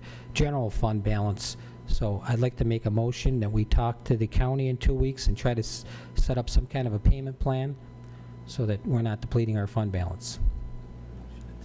I'd like to second it, because like I say, I Counselor, you're second the motion. So Yes. now we have to go to a roll call vote. Okay. In regards to the tabling. Ready, clerk? Yep, motion to table financial resolution number 67. Counselor McCormick? No. Counselor Camardo? Yes. Counselor Cuddy? No? Counselor Rosica? yes. Mayor Quill? No. Motion to table does not carry. Back to the original resolution. Further discussion? I just think it's imperative that we try to talk to the county, but unfortunately, that was not accepted, so I will not be supporting this. I know we owe the money to the county, but I think that if we talk to them, maybe there's a possible payment plan that we can make over a period of time to not draw down our fund balance, so I will not be supporting this. I also will not be supporting this because I think that what we have here is that the nature of the procurement was proprietary, shutting out competition, forcing that you have to purchase radios and everything from Motorola. If it's a frequency-only issue, any radio that's capable of that frequency should be usable. However, because of proprietary features of the system that were purchased, that were basically tying the hands of the procurement, I do not agree with this. So I will not support it. Counselor Cuddy? I just want to say that this seems like a situation from, previous council, previous administration. Unfortunately, yet again, we're left, this council's left trying to clean up some of the initiatives of past administrations. I'm interested in meeting with the county with basically like a clean slate. I'm not interested in I know they want this money, and I want to, if we're going to be discussing about consolidation, some kind of initiatives where we're working together, I would like all of our debts to be paid before we move forward. Therefore, there's no kind of issues before we meet. And is just a question before we is the money going to be paid immediately upon our approval of this, or is there any kind of payment plan? That's what it reads in the resolution. The intent was to pay if the council approves the transfer of funds. Okay. Counselor McCormick? I'm of the same, it's an agreement that was made by another administration. It's a debt that we owe. I think if we're going to work with the county, we need to go in with a clean slate, and it's my understanding that the county's not interested in a payment plan. It's money that they're counting on. It's money that they're looking to get paid. And I think it's in the best interest of a good working relationship that we pay it and get it done with, and so that we can work together and move forward for other things that we can benefit from as a community. I'm for paying it. Counselor Camardo? This was never brought up to the legislature. The legislature never voted on this, whether we should have any time to make this payment. This would show a good working relationship between the county and city as we move forward. There's going to be a lot of issues that are going to be on the table from previous and past administrations on how things happened and how things will happen in the future. So I think this opens a good dialogue for us to have. It'll show that the city and county are working together to help each other out, to move forward. We're in a very difficult time at this stage of the game. I'm sure that the city legislators are aware of that. They represent the city residents.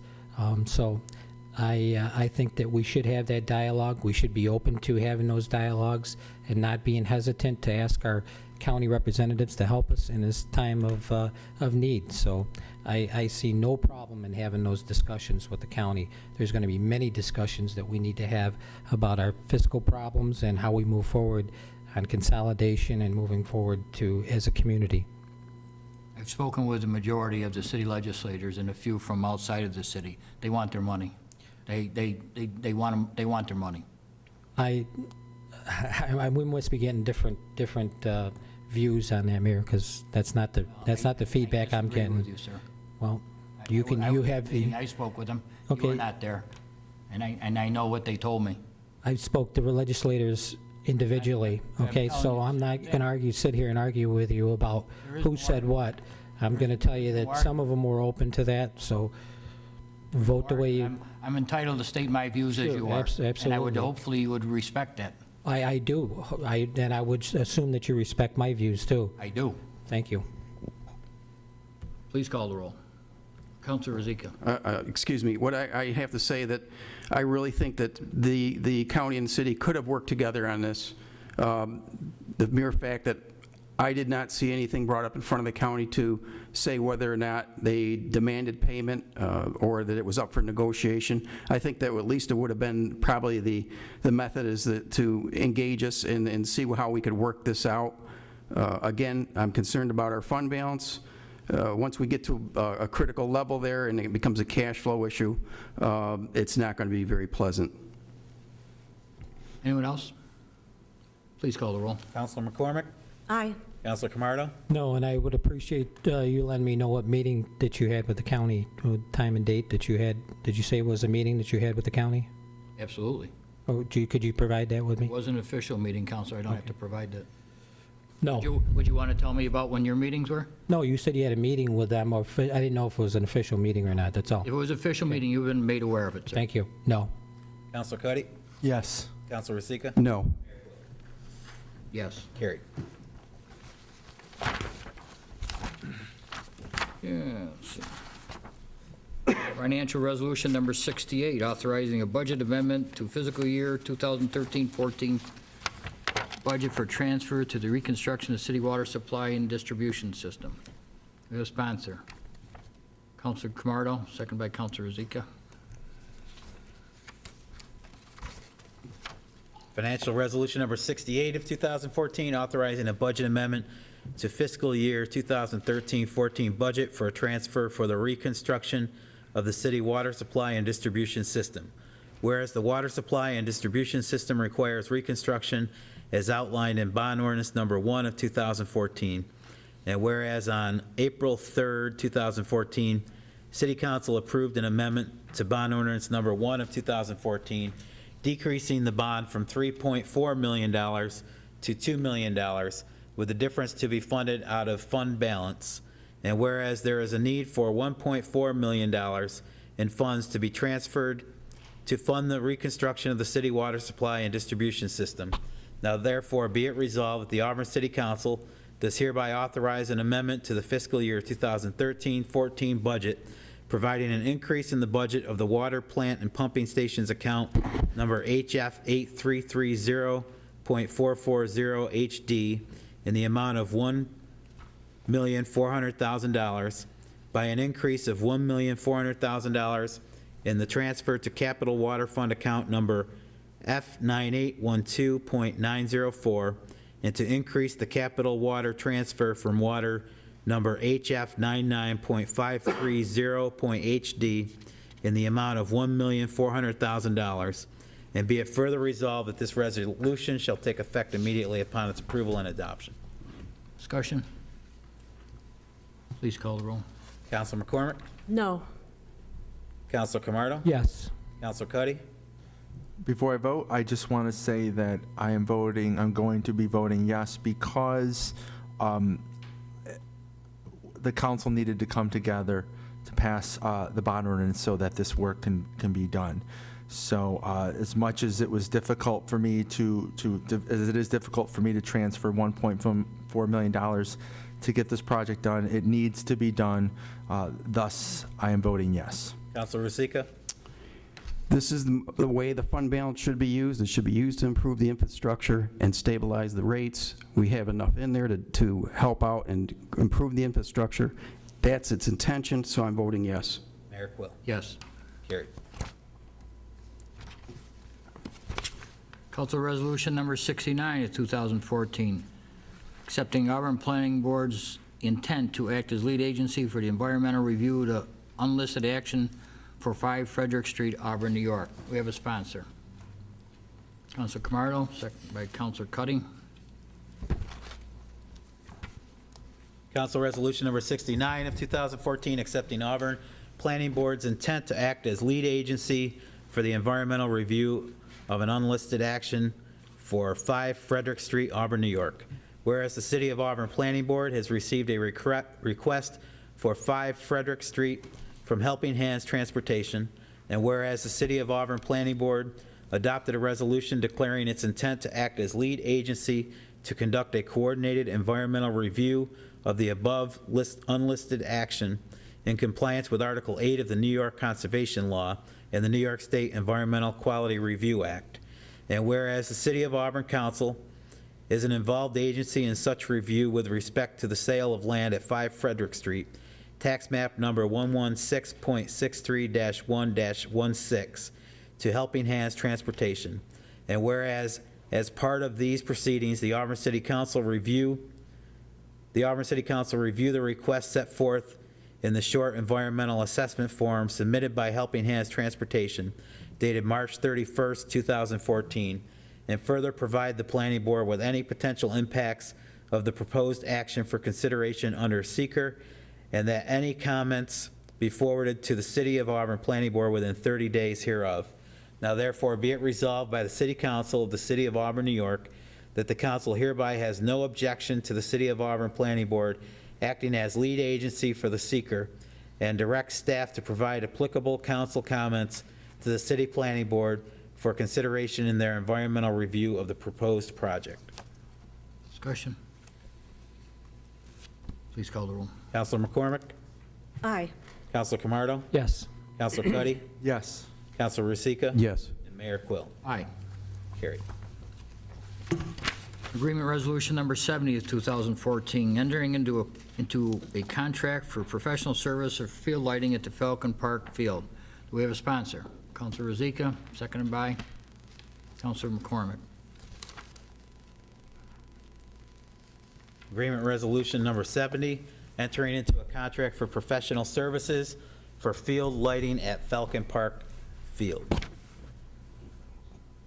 Whereas the City of Auburn has been awarded a grant from the New York State Office of Parks, Recreation, and Historic Preservation in the amount of $412,500 to implement various projects, including the rehabilitation of fields and lighting at Falcon Park and Casey Park. And whereas it is necessary to procure professional services related to the relamping, cleaning, and re-aiming of the field lighting at Falcon Park Field. And whereas it is desirous that a contract be entered into with CNS Engineers Incorporated in the amount of $9,500 to provide the professional services necessary for the project. Now therefore be it resolved that the Auburn City Council does hereby approve an agreement with CNS Engineers Incorporated in the amount of $9,500 to provide professional services for the field lighting at Falcon Park Field, and does authorize the mayor to sign the agreement, the cost of which is in the amount of $9,500 to be charged to account number HA 7210-440-GW. Discussion. Clerk, please call the roll then. Councilor McCormick. Aye. Councilor Camardo. Because of a family member, I'm going to abstain, please. Councilor Cuddy. Yes. Councilor Rosica. Yes. Mayor Quill. Aye. Carried. Award Resolution Number 71 of 2014, awarding the bid for the traffic signal upgrade project. We have a sponsor. Councilor Rosica, seconded by Councilor McCormick. Award Resolution Number 71, awarding the bid for the traffic signal upgrade project.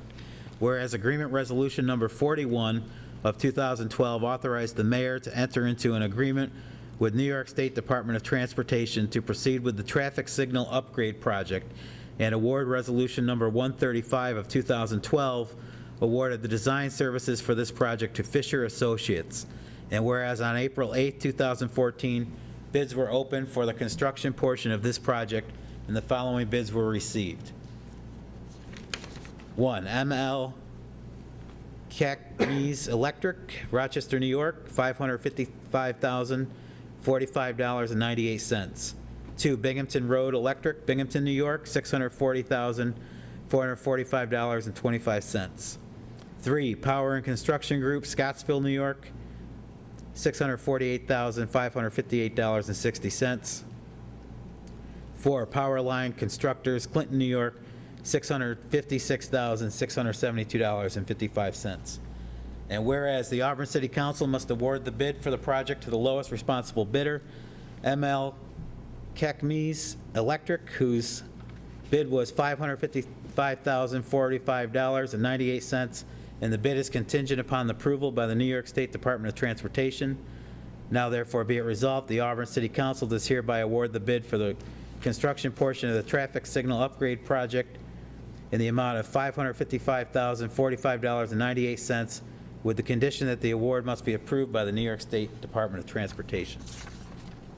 Be it further resolved that the cost of the resolution, $555,045.98, is to be charged to account number HA3310-440-GM. Is there any discussion, council?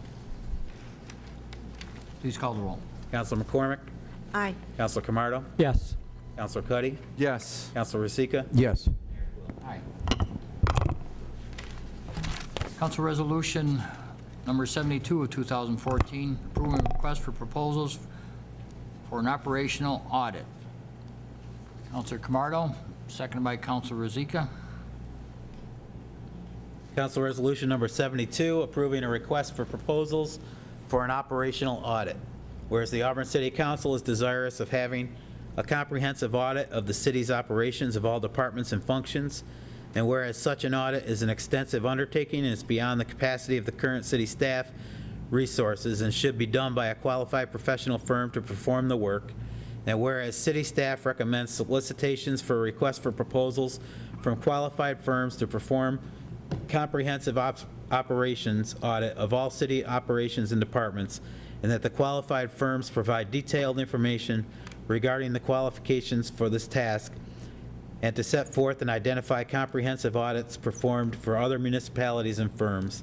Now therefore be it resolved, the Auburn City Council does authorize the city manager to solicit proposals for the completion of a comprehensive operational audit of all city departments and its operations, and to further review the proposals received and to negotiate terms and conditions with the selected firm, and to thereafter report to council on the qualifications of those firms. Thank you. Discussion? Counselor. Thank you. As I talked about the last couple of weeks, I think it's very important that we look at an operations audit of the city, especially the city's finances. As we all know, we just hired a new controller. The new controller has a lot of things going on day to day, trying to keep the city running. But it's hard for any individual, including the controller, to know what's happened in the past with a lot of the transactions that have happened, at least over the last couple of years when we've been between controllers. It's been very difficult. I understand that. I think she's well qualified to handle that department, but there's a lot of things that happen when accounting functions happen. These are transactions that happen, and the information you have today relies on information that was inputted maybe a year or two ago. We went through a couple weeks ago major discussions with some of the bonds that we're going to be looking to do in a water fund. It was brought to city council's attention that there was $157,000 in the fund balance. After further review, there was $1.5 million involved in that. Now, this is a most important and critical area, is our city finances, because that's how everything is based. We've had discussions here at council, and councilors have talked about spending money in different areas. This is a major area that we need to spend money to make sure the information that's provided not only to the city council, to the department heads, and to the general public is correct information, is accurate information. Last couple of weeks, we were talking about bonding and asking the state for some hardship waivers. When we go ask the state for hardship waivers and we're told that $157,000 is in our fund balance, we go to the state asking them for a hardship. They come back and say, okay, we're going to grant you a hardship or we're going to help you. They come to find out that you have $1.5 million in your fund balance. There could be implications that we might be excluded from participating in future programs that the state may have to offer. Now, I want to make sure that everybody has got the tools available to them. I want to make sure that the controller has all the tools available to her so she can make proper reports to the city council. We can act upon them with all the facts and figures in front of us, the correct facts and figures in front of us, correct facts and figures given to her. So I think this is crucial that we move in this area to make sure that we can give to the new controller a complete audit of our books, and that she can continue on and make sure that the books are kept up to date with following the state and federal guidelines that we're all that we need to follow. So I think this is important that we look at doing something like this. Now, this is a request for proposals. This is not a final resolution to award an operations audit. It's to go out and ask for requests to the council, and I think this is something that we should consider. Councilor Ezeka. Again, this is a operationals audit is something that, as a best practice, is done every 3 years. Last time we had one was roughly 4 years ago, and we had our audit committee made up of local business experts come in and actually highly recommend that we perform an operational audit. Now, these individuals are the business leaders, the accounting leaders of the city. I take their recommendations very seriously. Again, if we want to do and maintain best practices, we have to begin to practice the best practices. So for an operational audit that's, I'm going to say, about a year overdue, we absolutely must have it. First off, again, to Councilor Camardo's point, we start with the known benchmark. We know what we have, and then it's operations of the normal course of business is to maintain those levels of the accounting practices. So this needs to be done, again, on a 3-year basis. Another set of eyes. It's more transparency. It's absolutely must for best practices. Councilor Cuddy.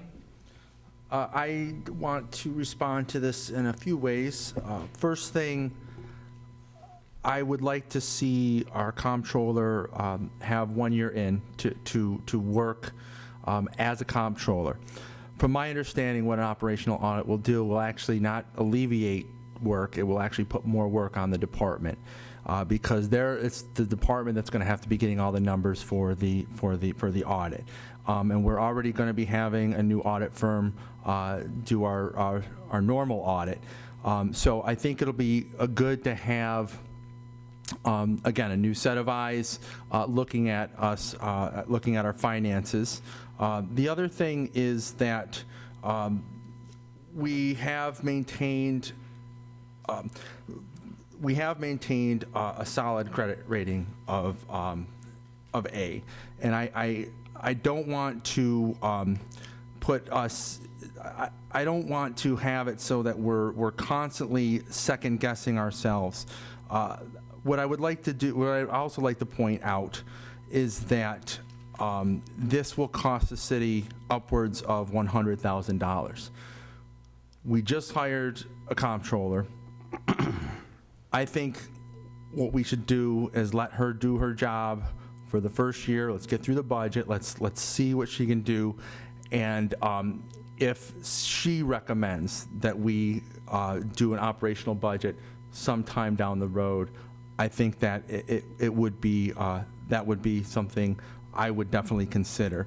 But I see it as putting more work on the department when they should be focusing on the budget and making sure that we can stabilize our finances now. And I actually see what Councilor Camardo mentioned about the discrepancy between $157,000 and $1.5 or $4 million or $1.5 million. That was a correction that was made within a short amount of time, within less than a week and a half, and it was basically she found the discrepancy from something that the previous comptroller had done. So, you know, I think like a benchmark. An accurate benchmark would be 1 full year with a comptroller in office, in place, and then the benchmark can be created. Right now, we don't have a benchmark. She's still, getting situated, and if we have an operational audit, it's going to add another element, another situation that's to me at this point not needed. And eventually, for best practices, maybe a year down the road, once we have once we have 1 year in office, then I would say maybe, and it should be the recommendation of our financial officer, of our comptroller. So I'm not going to vote for this. Councilman McCormick? I have a question. Excuse me. Not being a financial person, what's the difference between a financial audit and an operational audit? And before somebody helps me out with that, I tried to answer that, and what I think I found was operational audit is about operations, not about finance. It was to do with efficiencies and how we do everything, not just the comptroller's office. Would that be correct? I think there probably are some different interpretations. My experience is operations audit, performance audit is looking at benchmarks, staffing levels, contracting procedures, workflow, a lot of that all roll up to financial Sure. impacts, but it goes a lot deeper into the organization to look at its structure and organization and function. So every function, from people at the landfill, below landfill, all the way to the city hall. So when I considered this audit, I thought to myself, well, we've got the cart after the horse, because a couple of years ago, it would have been a great idea a couple of years ago, before we cut departments and slashed staff, to have had this done before we did that. You could analyze where we needed cuts and what we needed to do, if we needed to do anything, to find where the efficiencies could have been done. But right now, with the new comptroller, we haven't had a comptroller for a full year in at least 3 years, a consistent person in place. Everybody's working with, doing the best they can. The comptroller is such a key person that each department, I think, has been impacted by the lack of having one. Everybody's been trying to do a little bit of everything. I think the idea of trying to go a year with stability and see how things go, and then look into that is a good idea, and then see between the comptroller and the city manager what they think would be the way I'd like to see us work. Councilor Rozika? The last operational audit was done just about 4 years ago, so that time was well within the 3-year cap. And if you, sitting up there, paid attention, you would have heard the fellow say, Wait a minute. Unnecessary. That's unnecessary. well, I'm just, all right, okay, I apologize. What I'm saying is now that, excuse me, I have the floor. She asked if you apologized. I did, I said I And I apologize. told her you had, please. Okay, so what I heard from that fellow sitting out there is that you can't tax your way out of this problem. You've got a structural deficit. He says you've got to start looking at labor and labor costs and making adjustments. He said there is a desperate need to make adjustments for the fiscal soundness of this city. He stood right up here and announced it as loud as he could. This is what needs to be done. He says you cannot tax your way out of this problem. Who is he talking about? Fella sitting out there, can you tell us who? That was the Denzer,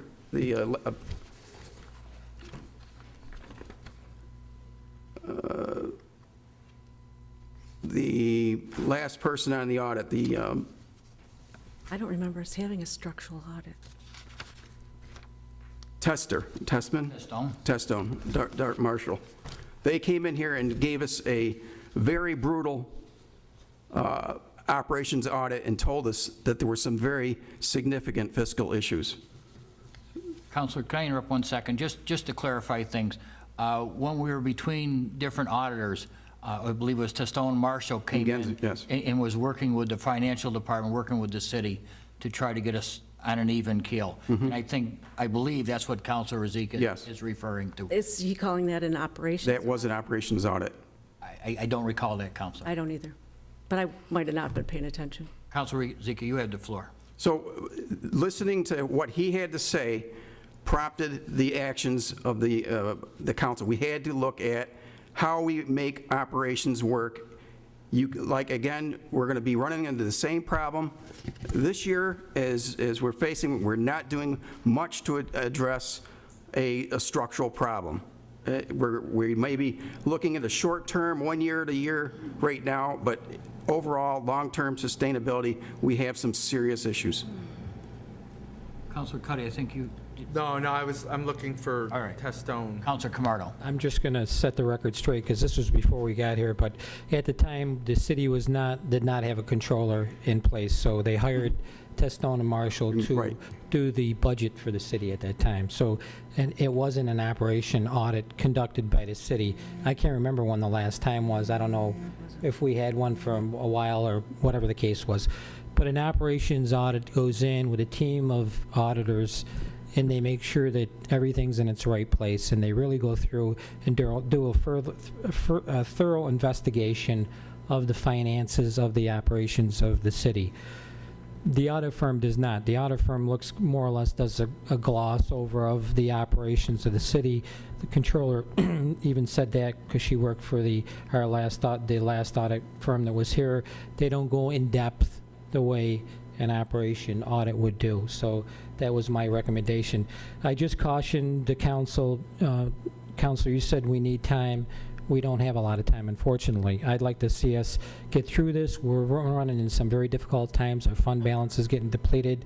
I hope we can start rebuilding that fund balance with some good structural changes that we need to make here. But I think we need to give the proper tools to all of our departments here, all of our employees, the fiscal responsibility they need to make sure that they're relying on good, solid, and sound financial numbers. And unfortunately, on March the 7th, it was signed by our controller and by the city manager that we had $157,000 in our water fund balance. I disagreed with that. We found we had $1.5 million. But if I didn't look into this, this is what we would have had. A signed document by the manager and the controller stating $157,000 in fund balance. That's not good information to rely on. That's not good information for us as a city to make good, sound decisions on behalf of the taxpayers of this community because of things like this. Now, I know things like this, I know that the things were put in the wrong spot. I can understand that.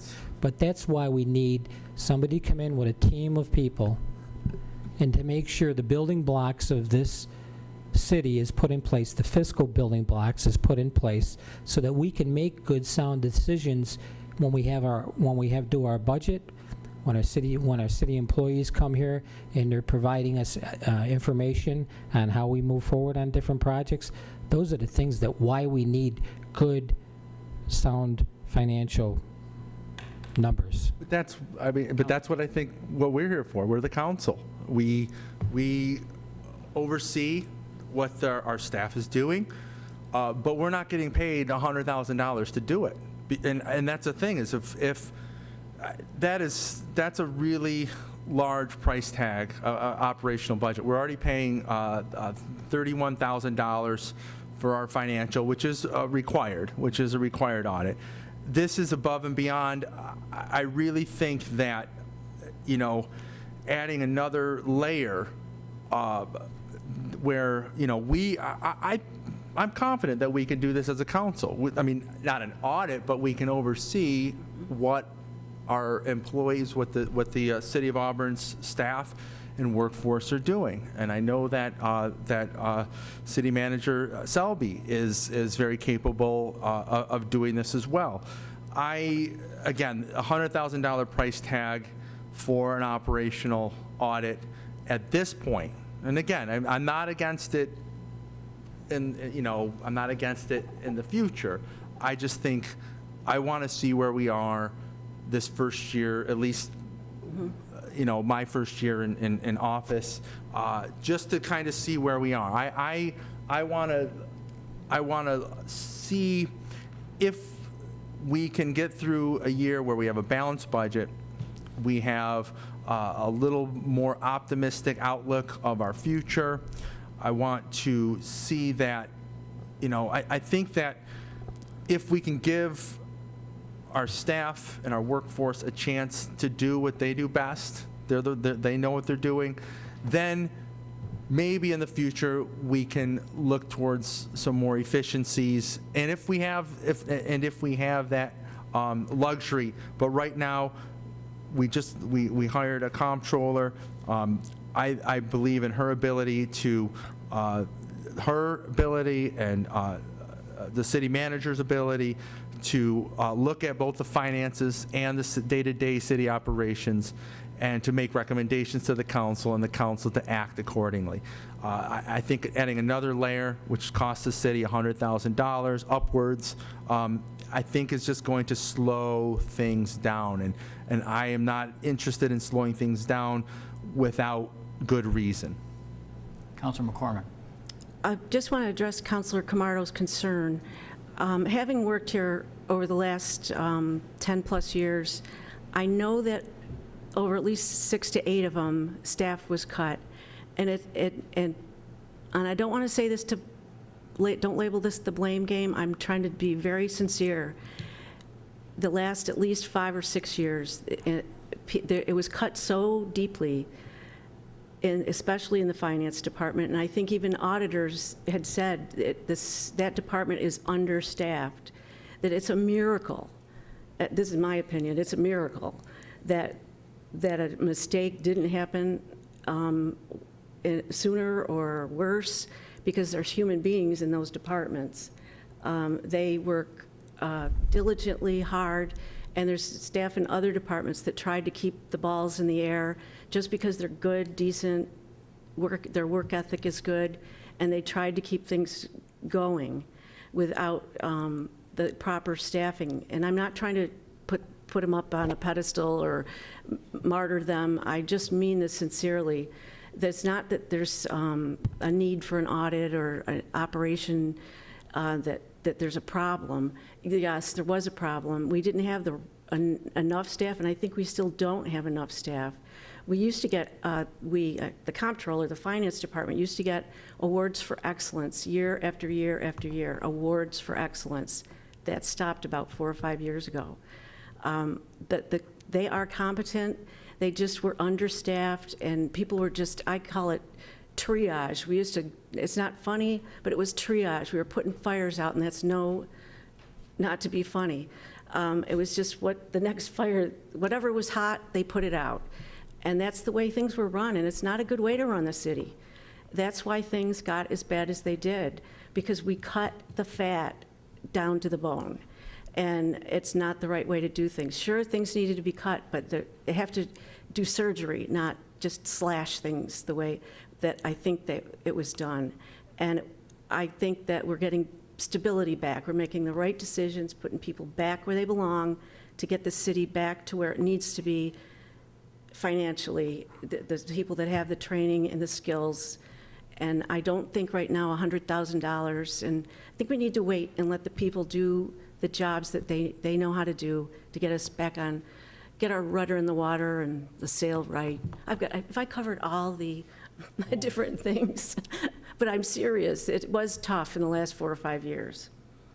Councilor Camardo. I picked up the fire chief. It didn't dawn on me. So, but first and foremost, nobody's talking about that we don't have good qualified people. I want to be able to give the individuals here all the tools necessary to make sure when they're coming to council, they have reliable information. The council's working on reliable information, and that's important.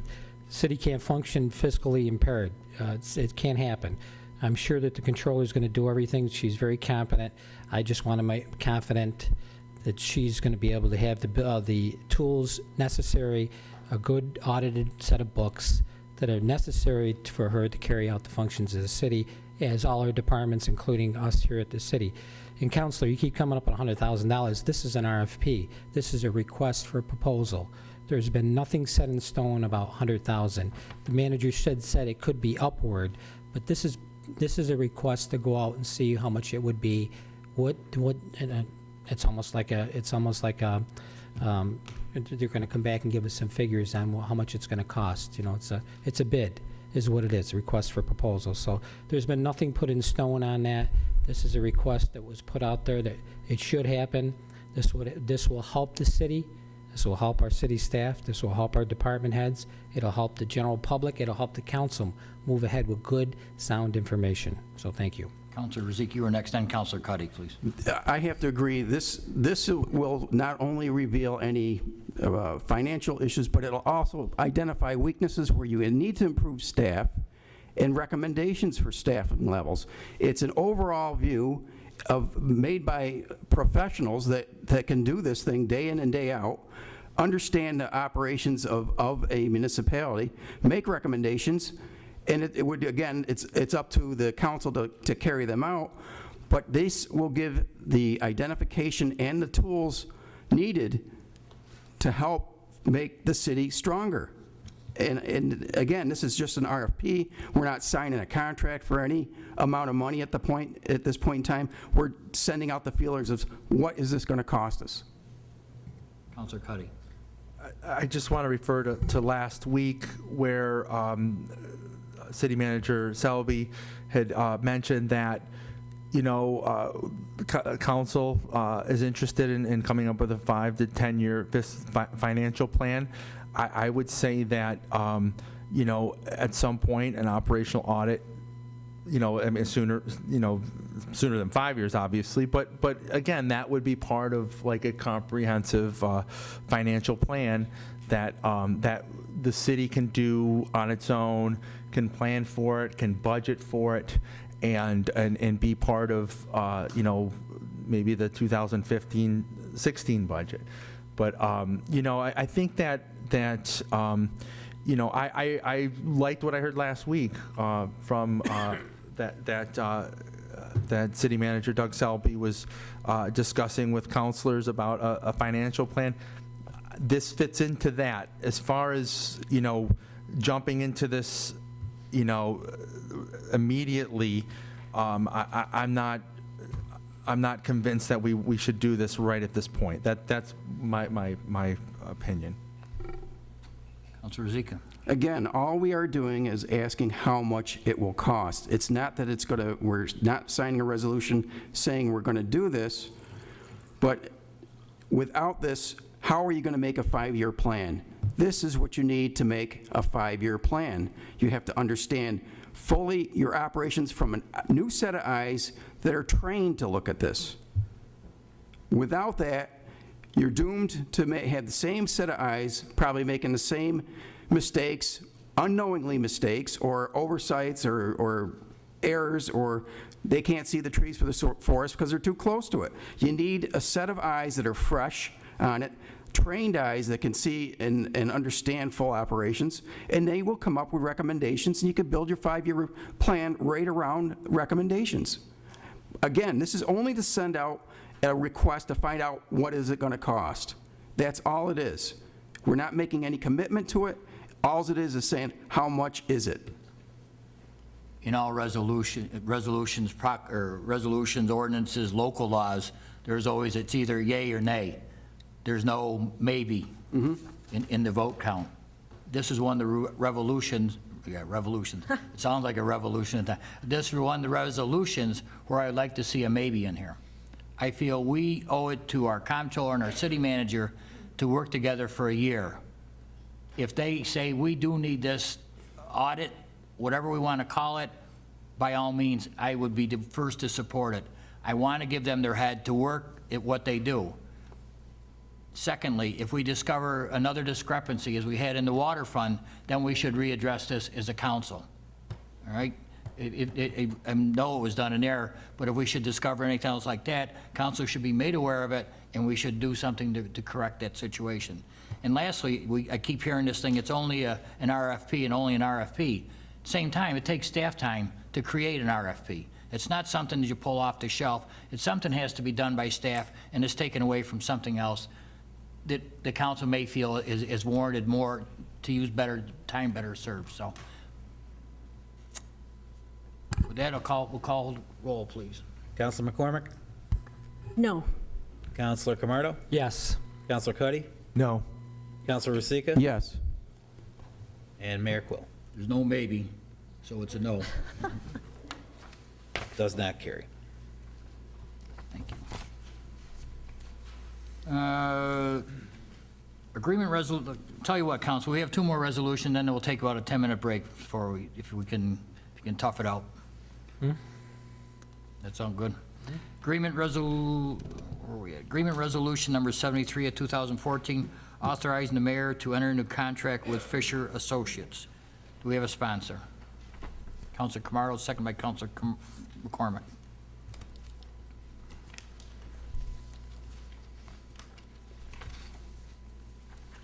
Agreement resolution number 73 of 2014, authorizing the mayor to enter into a contract with Fisher Associates. Whereas the Auburn City Council did, by agreement resolution number 41 of 2014, authorize the mayor to enter into an agreement with the New York State Department of Transportation to proceed with the traffic signal upgrade project, and award resolution number 135 of 2012 awarded the design services for this project to Fisher Associates. And whereas it is necessary in furtherance of this project that a firm be awarded a contract for the construction inspection services portion of the project in an amount not to exceed $133,000. And whereas Fisher Associates, which provided the design services for this project, is eminently qualified to perform the construction inspection services, and the agreement will be contingent upon the approval of the New York State Department of Transportation. And whereas it is now necessary that Fisher Associates be awarded the contract for the construction inspection services portion of the traffic signal upgrade project in an amount not to exceed $133,000. Now therefore be it resolved, the Auburn City Council does hereby approve an award of contract to Fisher Associates for the construction inspection services portion of the traffic signal upgrade project in an amount not to exceed $133,000. Said agreement is contingent upon the approval of the New York State Department of Transportation, and the mayor is authorized to sign the agreement on behalf of the city of Auburn. And be it further resolved, the cost of the construction inspection services in the amount of $133,000 is to be charged to account number HJ3310-440-GM. Discussion? Please call the roll. Councilor McCormick? Aye. Councilor Camardo? Yes. Councilor Cuddy? Yes. Councilor Rosica? Yes. Mayor Quill. Aye. Carried. Resolution number 74 of 2014, authorizing the city manager to negotiate into a lease agreement with Patch Management Incorporated. Do we have a sponsor? Councilor Rosica, seconded by Councilor McCormick.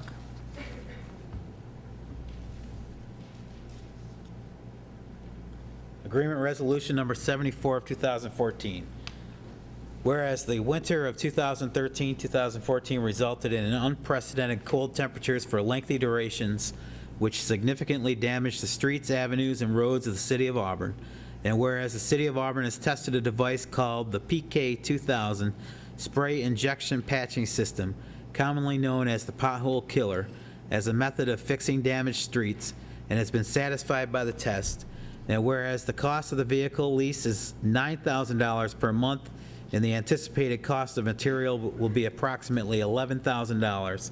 And whereas Patch Management Incorporated shall deliver the vehicle and materials to the city of Auburn at the commencement of the lease, pick it up at the end of the lease, train city employees in its operation, and maintain the equipment at no additional cost to the city. Now therefore be it resolved that the Auburn City Council does hereby authorize the city manager to negotiate and the mayor to execute a lease for about 1 month of the PK2000 Spray Injection Patching System Pothole Killer vehicle and device with Patch Management Incorporated at a cost of approximately $20,000, including the materials. City manager.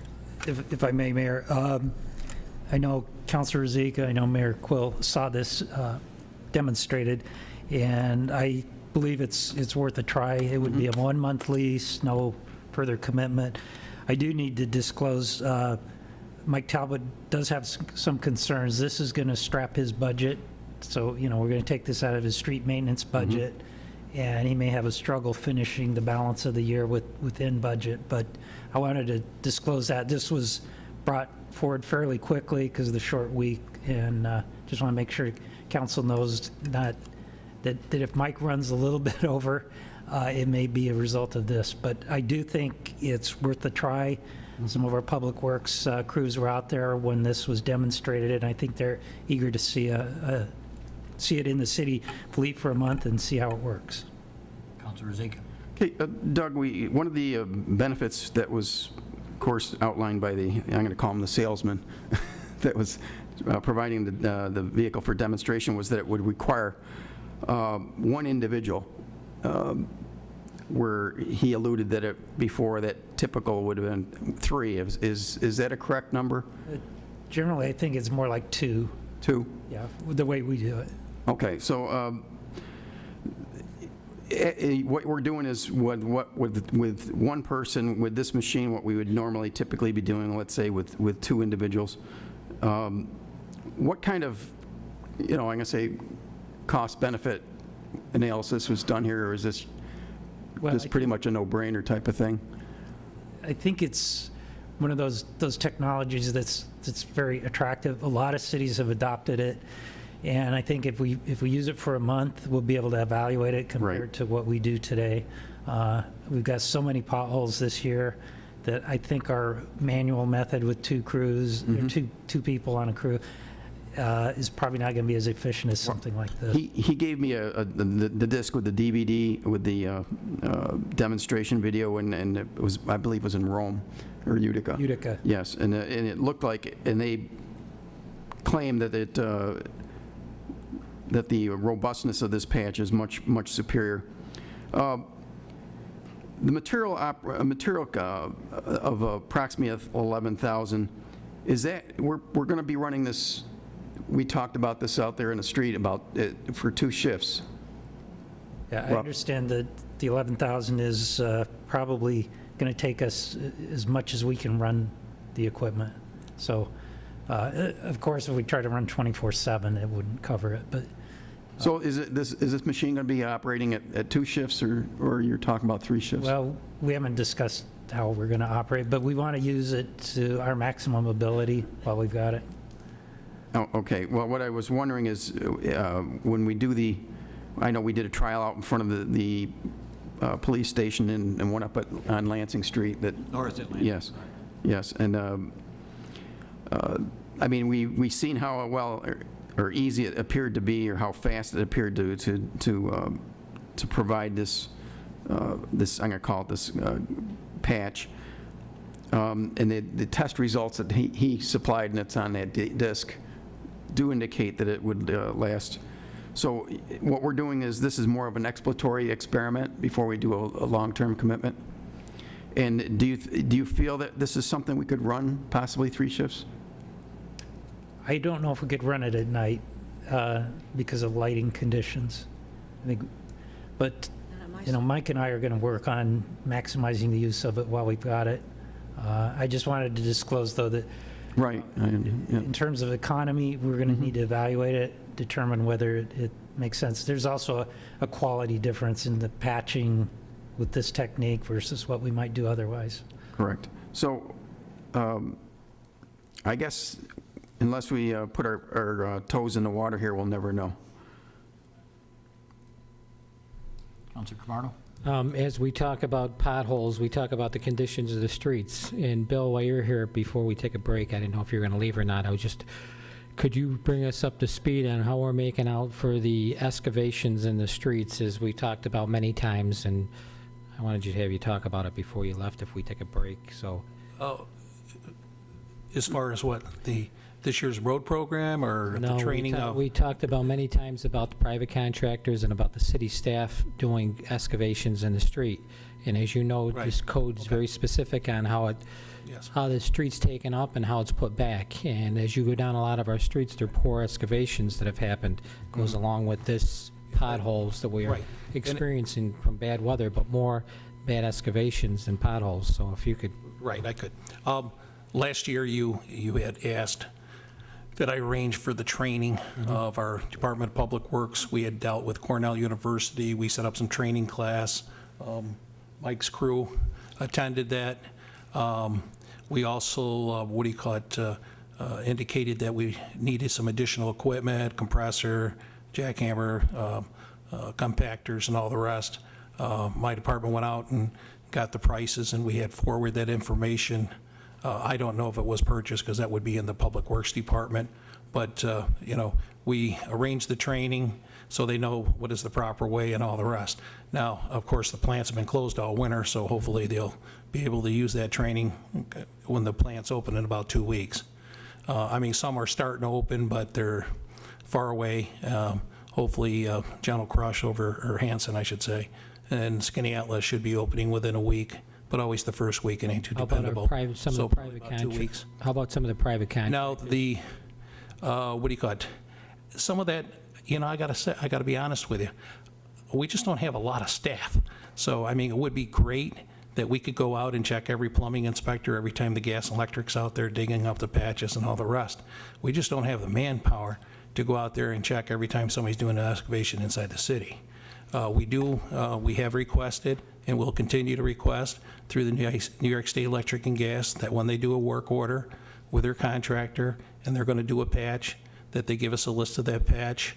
We're going to make sure this year that, we usually, in the past, 20 years ago, we got a list from the gas and electric, and we checked every single patch during the summertime, and anything that was deficient, we let them know, and they went out and had their contractor redress them. We haven't been able to do that in the past, but we will do that again this year. We've requested that through their management, that we do get a copy of all their patches so we can follow up on it. It's our intent to do that again this year, that we will start following up. Can we get a seasonal person to do that, Bill, so that Yes, somebody's inspecting that? The problem has been, a lot of times, we haven't had a lot of people requesting summer employment with the city. Everybody says there's no jobs out there, but a lot of people don't fill out applications. Sometimes, I've had 3 openings and I had 1 applicant. It's just, and then this year, we're going to have a little bit more of a problem, and hopefully you can address it at the budget time. But minimum wage is going up, and right now, the city doesn't pay minimum wage on some of our summer help. So if a college kid's out there and he can go to McDonald's or some other place and make more money than he would working for the city of Auburn, chances are they're not going to throw an application in at us. So we really need to be a little bit more competitive so that we can at least attract them. But we have done that in the past. We've been very successful using college kids that are in the engineering background or computers or something, and using those for our staff, and we hope to do that again this year. We'll do the best job we can. Go ahead, Yes. Counselor, please. Yes, Counselor. I'm interested in some of the applications. I work at a high school, so I could let my students know there may be some job openings and stuff. Right, especially the ones that are graduated. If they're 18 years old and they have a driver's license, and especially if they want to pursue something maybe along the engineering lines or computers or something like that, it really helps. But like I say, some years I go down to the civil service and there's 3 applications, and 2 of them been hired by the water treatment plant to be skimmers, and there's 1 left. And that's it, so, pickings have been slim lately. Billy, we've had for many weeks now, we've been discussing water mains, water runs to the house, secondary to the house. Is there a way that you can work with whoever fills out the paperwork? I don't know whether it's code enforcement, whatever, when there's a curb cut made, that we go back and check the patchwork they did done, and it's up to our standards. And I've talked to our plumbing inspector, and basically, made sure that when the plumber is out there, he said that he would help us out, and he would look at the condition of the excavation when it's being patched if we're not around. But yeah, we'll continue to follow up with that as well. Mr. Rossi, is there any way we can put something on the books, though, when they cut? I've been paying attention to what Councilor Camardo's been saying about where our potholes are is where there's been construction. But is there some way before NICEAG or anyone can make a cut that they have to apply from a permit for the city? They do on all the major projects. But does When they do whole streets, they send me a copy of, like when they, like doing East Genesee Street, I will have formal drawings. They ask me ahead of time, we review it, and then we give them permission. We don't do it on a house-by-house basis. That's when, because a lot of those are emergencies. Yeah. So, I mean, they have to go out and they do it, and they're working 7 days a week, 24 hours a day. We're during the week. That's why I've been after their management to get a copy of the work permits. And if nothing else, at least during the summer, we can look at everything that's been done in the last 12 months and see if there's any of those patches that are substandard, and then let them notify it. They've always been good at correcting any bad patches that we notify them of. It's just that, The large utility companies are not really my concern. yeah. It's other contractors. So if we had something on the books where they have, I understand emergency, 24, 48 hours time to notify the city that they have made a cut or they're going to make a cut at such and such an address, then we can get our people on top of that and try, and I think this is where Councilor Camardo is going a little bit at the same time, get ahead of this so we can keep an eye on it, and then we can keep after them and then make them responsible for 2 or 3 years afterwards, or whatever council feels is appropriate. I don't want a curb cut up, or road cut up 1 year, and then a year later we go back and it's all caved in, and the city should not be responsible. We didn't do it, the contractor should. So I'd like to look at some legislation is what we may do, so. Councilor Zika? Do we have any access to the DigSafe records? DigSafe New York records? Geez, I don't know. I know we have to, I know you have to apply. we have to abide like everybody else. Right, but I mean, is there any database that we can, because that's going to tell you, too, where any in the city are being done. I guess, in a way, when there's Dig Safely receives something, they notify our own Public Works Department that there's going to be an excavation at certain one. So if we recorded those inquiries, then we would have that information. Well, because Because obviously, they notify us every time there's an excavation, because we're one of the utilities. We have the water Correct, and that's what I'm sewer. saying. They got to let you, Right. to identify any potential utilities on the spot where they're going to be digging. So, I mean, there's a database there that if we're being notified, at least because of being a utility provider, we should be able to use that information to understand where these are being done and within the city. Very good suggestion, and I could coordinate with Mike Talbot as a department who receives them, and then they could record it and then forward that on to our office, and then we could inspect them. Very good suggestion. Okay.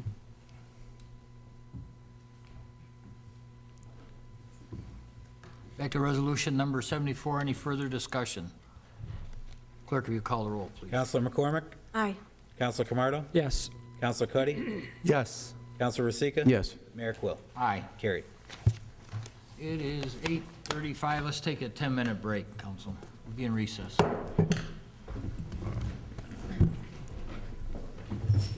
Order and local laws, None, Mayor. table legislation. Mr. Selby, would you like to talk about our next Well, section, other this business? is going to be some trash talk from Mike and Laura. I know over the years, there's been discussions about changing, how we charge for garbage pickup. And so tonight, a little presentation on some of the options, what other entities are doing, and how this might affect our budget, our upcoming budget. So you want to start, Mike? Yeah, well, thanks for the time tonight. We'll try to be brief and direct. Laura and myself and Scott have put together some information, and once we get to the financials, we'll give it over to Laura so she can explain a little bit more completely. But, what we cover in the beginning, is the different ways that some people pay, well, the different ways that communities pay for their refuse collection. This is not a pay-as-you-throw program that we're going to describe tonight, but that is one option out there. You know, the advantages of pay per bag, which is basically pay as you throw. You know, it's the most equitable, it's equal and fair for everybody. You only pay for what you dispose of. You know, the downside, it's sometimes controversial, which it seems to always be. And another one, it must be closely monitored. So you'd really have to employ someone to make sure everybody's playing by the rules and really police it. Another option is pay by weight. If you can tell, it'd be very difficult to implement curbside because you'd have to have a scale with you and then bill people. And, you know, unknown rates for budget. Pay per parcel, that's what we're going to describe a little bit more completely. This way, we're assured each property is paying for refuse disposal, even multi-units. Does not address the real big apartment complexes. This is how we currently do it. Assessment with property taxes. We'll discuss this in a few slides. This is what we currently do. Advantage is it's very easy to budget. You just put it in there, a number, you crunch the numbers, and it becomes part of our general fund paid for by taxes and fees and revenues and like that. The one big, it's very inequitable. It's not fair for everybody because it's based on the assessed value of your home, how much you're paying for your garbage collection. And as we all know, that has nothing to do with garbage. And if I can explain it more simply, some of the issues we have is if you have a single-family home valued at $90,000 and you know, 2 elderly people living there and they're putting out 1 bag a week, then on the reverse of that, you have maybe a $60,000 assessed house that has 4 apartments. They're paying obviously almost only half of what the other house is, yet they're putting out 4 times more garbage. Yes. Mike, where does the, I'm going to say, the allocated rate per thousand dedicated to trash pickup? Well, it's really, and Laura can probably discuss that a little more fully, I think it's anywhere from 3 to 4% out of the whole general fund. Isn't that what it came out to, Laura? No, I don't think you're talking about percentage. Aren't you looking for a dollar amount per assessed value? Dollar amount per assessed value. What it is. So we're what, 30, or what are we, $30 a thousand or in the city here? Hold on one You mean second. The amount of tax per It's thousand. $12.58 City only, Per City, thousand. Yeah, city only. per per thousand. thousand. Yeah. I was So- saying all combined, I meant to say. So out of that, how much would it be for trash? Well, if you had a house assessed at $100,000, if my math is correct, it'd be about $120 a year or $90 a year. I'm trying to do it quickly in my head. It's about 3% of your tax bill, so if you're. Well, if it's 1248, just multiply that by 3%, right? Or 1258, I should say. Take 3% of that. But that's $12.58 per thousand. Per thousand. So now you got the rate per thousand that's allocated from that to trash pickup. Right.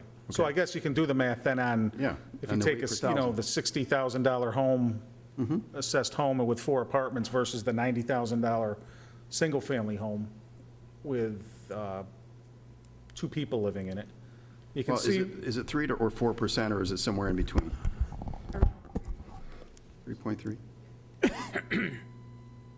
So, which is one of the problems of applying garbage collection to the assessed value of homes. They're really not connected at all. And one of the main issues is that multi-units probably aren't paying their fair share. You know, what we found with our checking other communities of similar size as Auburn, nobody does it the way we do. It's very rare that you find garbage collection included in taxes these days. So we thought this would be a nice time to probably discuss that. Now, what we're going to concentrate on is the pay per unit, because that's what we've done the math on. It's the communities that Scott talked to, it really works well. And they really had no negatives about it. Mike, when you say per unit, you mean per household unit or? Not per parcel, but per unit. So If there's 4 apartments, If there's 4 apartments, they'd be paying for whatever the rate is that we agree upon. So each citizen will pay for the service they're receiving instead of as an assessment of their property value. Refuse collection will support itself instead of being a part of general support, in parentheses, property taxes and state aid, and Laura will go over that a little bit more. General fund will receive support for administrative costs associated with providing the service, so similar to what the other funds do. General fund will receive support for the initial investment made, which is really the purchase of the collection packers. Really, the cost to our citizens will be minimal. I think this is where we're probably not fair to ourselves as far as what people are paying, like we tried to do the quick math on what people are paying for our service. It's considerably lower than what really the private industry charges, and we're probably not being fair to ourselves basing it on taxes. And also another big positive of this, new packers will be budgeted for and paid for out of operating revenues instead of through debt service. So this is something Laura's worked hard on, coming up with a rate that really pays all the bills and has something in a fund for equipment.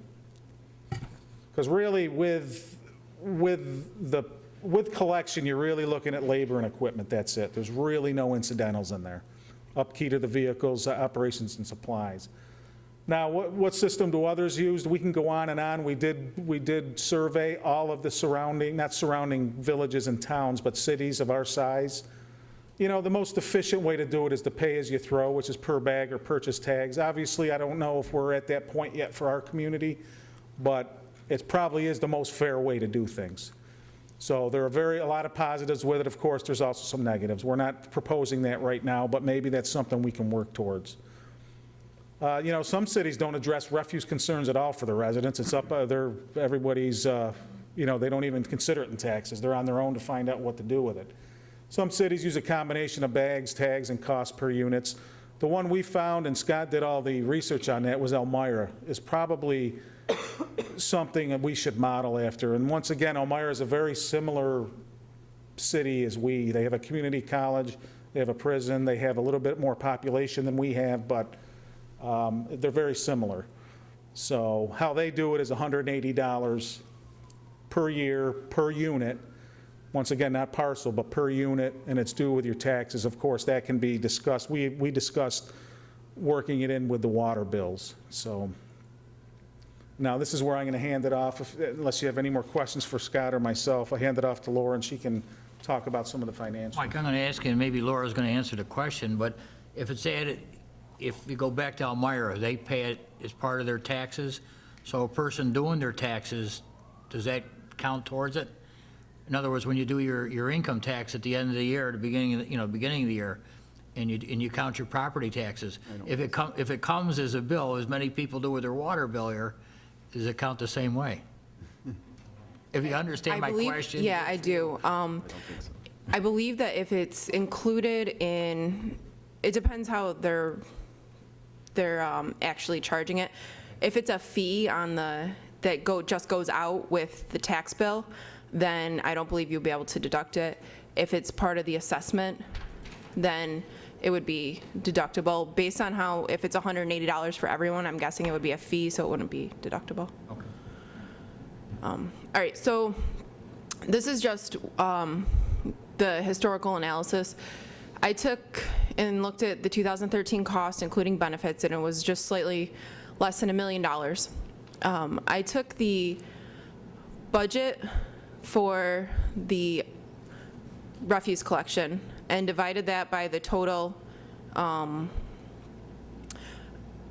What I wanted to do was show you how much of this was supported by taxes and how much of this was supported by other general revenues, such as state aid, because not everything, there's no way to really determine which revenue source is paying for which expense. So I just did it based on the ratio of revenues. So our revenues to tax revenue versus general revenues, and then split it up over the total cost. So we're supporting this about $398,000 out of taxes, about $580,000 out of general revenues.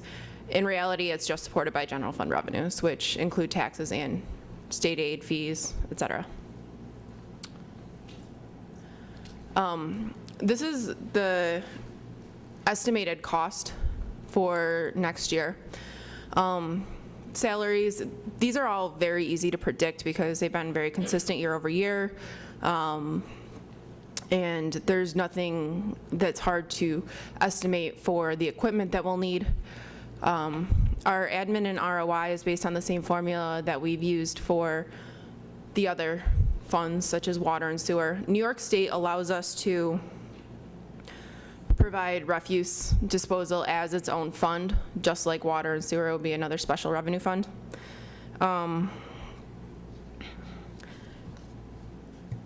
One of the things that I think we really need to consider, I really think we need to consider this because it will limit the growth of our actual tax revenue. It's also, this is a service we're providing. You can go other places for garbage disposal. You can't go other places to, when you call the fire department, it's a city fire department no matter what. So it is a discrete service, and I believe it should be broken out and tracked separately so that it supports itself. So what I came down to, including the disposal at the landfill, all our salaries, benefits, fuel, a packer a year, so that we don't have to bond for equipment, comes down to about $1.2 million. To cover this cost, what Scott did for us was determined the number of stops, and he did this over a 2-week period. And on average, we have approximately 8,900 stops, 8,900 units. To cover the expenses, we would charge $11.59. And this is about $139 a year. That's, if you look at other communities, well below the market rate. Elmira was $180 a year. I know personally I was paying $60 a quarter, so this is much less than that as well. I think it would be sustainable by itself, and it would take it out of being supported by property tax revenues. Is there any questions? I've got one. Go ahead, Councilor. Would this be, if it's a fee-based thing, something someone could decide to opt out of and go on their own? I believe that that would be an option. They could buy a dump sticker, and they would be able to. I thought we had a resolution that the city trash had to go into the city landfill. Well, they could Right. take it down their own. Yeah, but you couldn't have a private contractor come in and take it out of the area, though. No, I think the contractor would take it to our landfill under our flow control. I'm not talking about another contractor. They can buy maybe Scott can help me with this, but I believe they can buy a permit, Yeah. and then they can go bring the trash to the landfill themselves, to our landfill.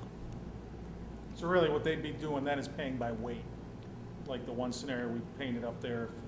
If we were to do it curbside, they'd be doing it, but they wouldn't be doing it curbside. They'd be doing it by bringing it to the landfill. Now, that's another question that comes up. If you take this out of the taxes, right, refuge pickup, how do you support the landfill? It's still supported through, Yep. Let Tax me dollars? just show you on my previous slide. This 84,000 tons by the 31, this $260,000 would continue to go to the landfill to support that. Councilman McCormick, did you get your question? I did, yeah. Okay, Councilor Rozika, please. Okay, you had in there that the $398,000 was supported by taxes. So I'm assuming that we're going to do this, if this is done, that the $398,000 comes off the property taxes and goes into this, right? It depends on Well, what the other increases required in the general what I'm fund are. saying is if we're allocating $398,000 for landfill pickup and then we change this service, $398,000 better come off this tax bill, because otherwise we're double dipping. This is a double dip tax. Because if $398,000 was allocated in property taxes currently for this, we leave that in there and just go ahead and charge this. I understand what you're saying, yes. We're doing a double jeopardy here. So what you're saying that the rate, I'm sorry, somebody else? Councilor Cuddy first, Okay. please.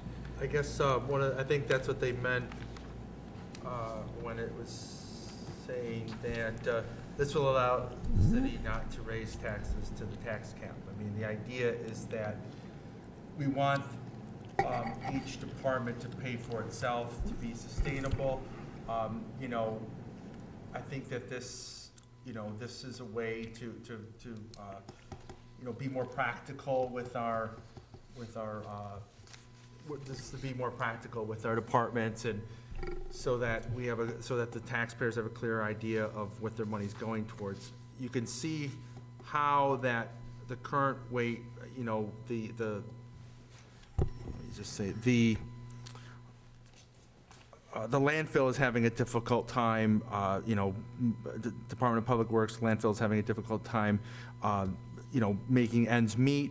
I think this is a way to do that, and, you know, and it seems very, you know, it seems effective, and again, I think what we're trying to do is have it be so that we're not having to go to, not having to affect, or this, as it said, this will allow the city not to raise taxes to the tax cap. So, I mean, what we're doing is, instead of having the property taxes, you know, they'll go towards the property, and then this fee will be able to help the trash pickup and landfill and make it meet its budget requirements, because right now it's not sustainable. But essentially, this is a new tax. You're adding a new tax. You're not taking away anything from the property taxes. You're not pulling out that $398,000 and applying it here. And you're increasing the cost to the homeowners who, right now, if we pay attention to the demographics, the ability to pay for most of them is not there. To me, this is a new tax. We're adding a new tax that's not a property tax. So not applicable to the tax cap. You're basically sliding in another tax. That's what I see this as at, and I think really in all reality, I would like to hear public feedback on this before anything goes further. I mean, we're looking at this as a cost. We're adding burden to the taxpayers. We're not looking at, you know, how many people we hire at City Hall, or if we're going to give raises, or you know, making contracts before we even decide a budget.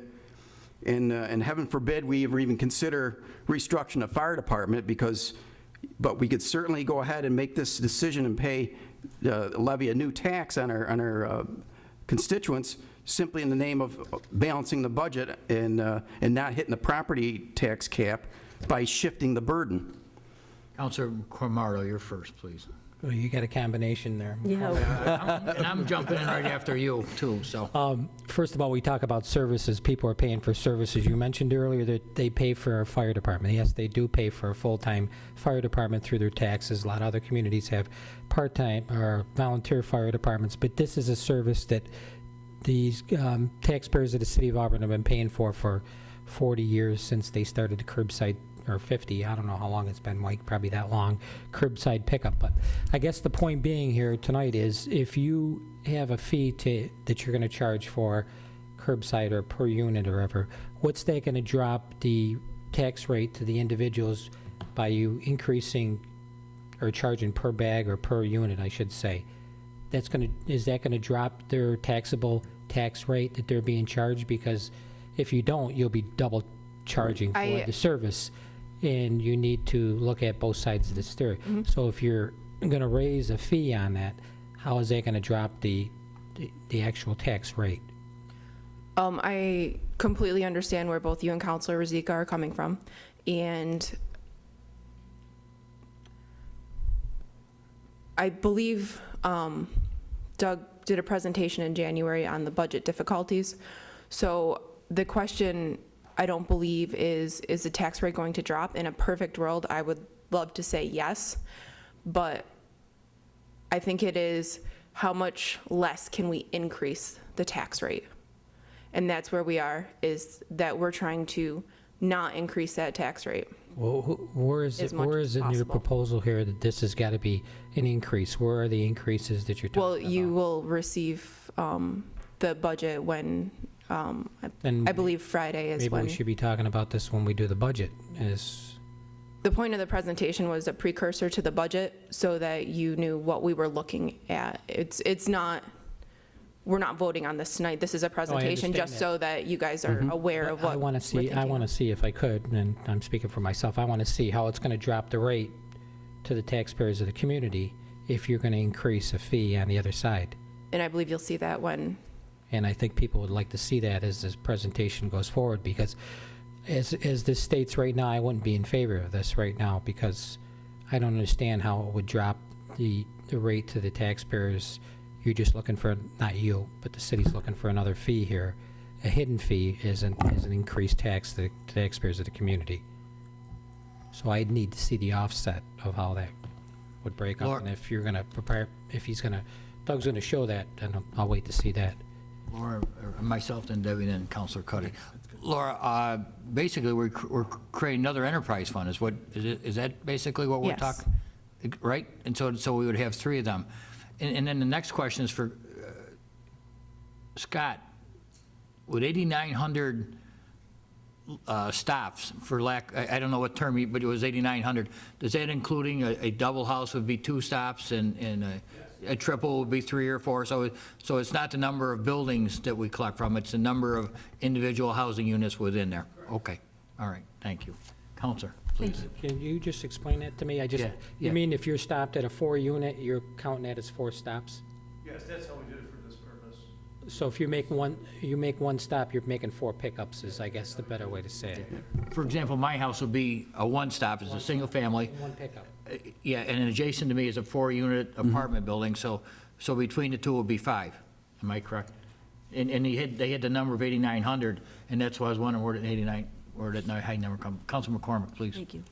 I think a lot more information or examples would have to be done. And I understand the question about, expect that, especially from citizens, because I've tried to talk about this before with people over the years, because I think a long time ago, we talked about per bag fees quite a while ago. So someone from Cortland came in and talked about it, that they did the same type of thing. And I think if you could just set aside the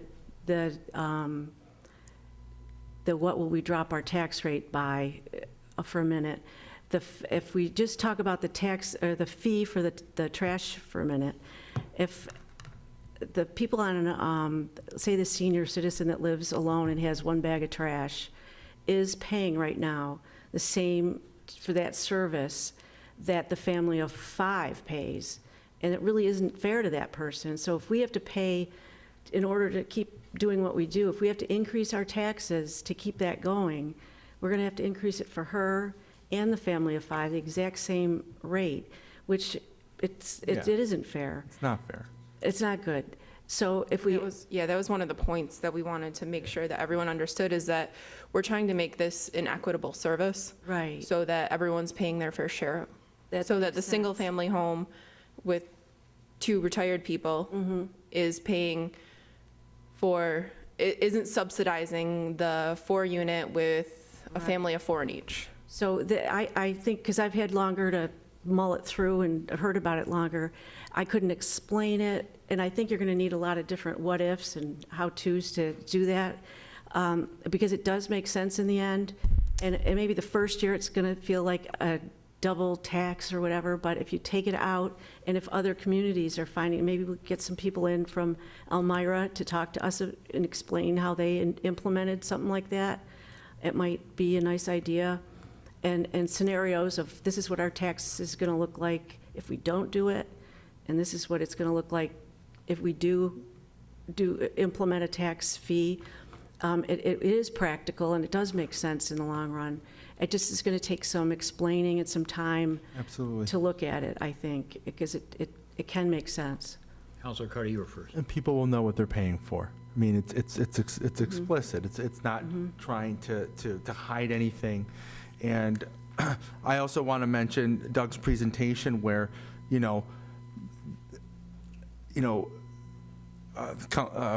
City Manager Selby gave a PowerPoint presentation.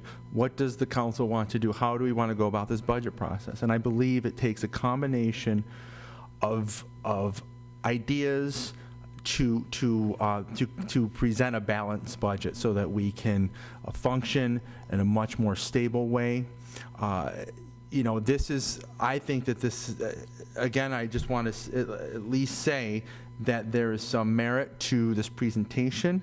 I would like to just see more information on how this can be implemented, but it does address some of the concerns that we've been having as a council in the past, and gives the council a way to let the people know what kind of services they're getting, and basically it becomes more equitable and fair rather than having it based on property values. So I think that this is a good start. I'm glad we're having this conversation before the budget process.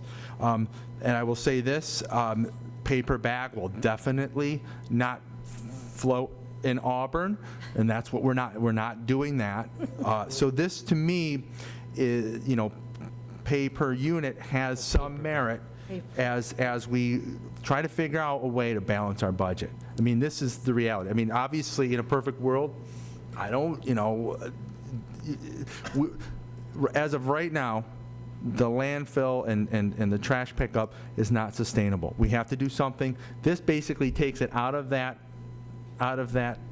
portion of the property taxes and makes it a tangible thing that the people of Auburn know what it is. And if you compare it as our staff has compared it to other cities, it's very reasonable compared to I believe it was Elmira, and even the $60 per quarter. So I think that this is worth considering. And Mike, Scott, and Laura, thank you for at least giving us a beginning conversation about this. And I just don't think we should look at it in a way that, well, we can cut more than, like we need more options than, we need more options. And this is an option that I think that is valid, and I would like to see more information. Councilor Zika. Well, by going up to the unit cost of roughly $139 a year versus and if you had somebody with a $100,000 house, there's a significant difference in the cost here. So you're passing on an additional burden onto people who very much at this time are struggling to pay what we currently offer. I mean, you're taking the position that the way to fix the problem is to just go ahead and create a new tax or raise a rate or raise a fee.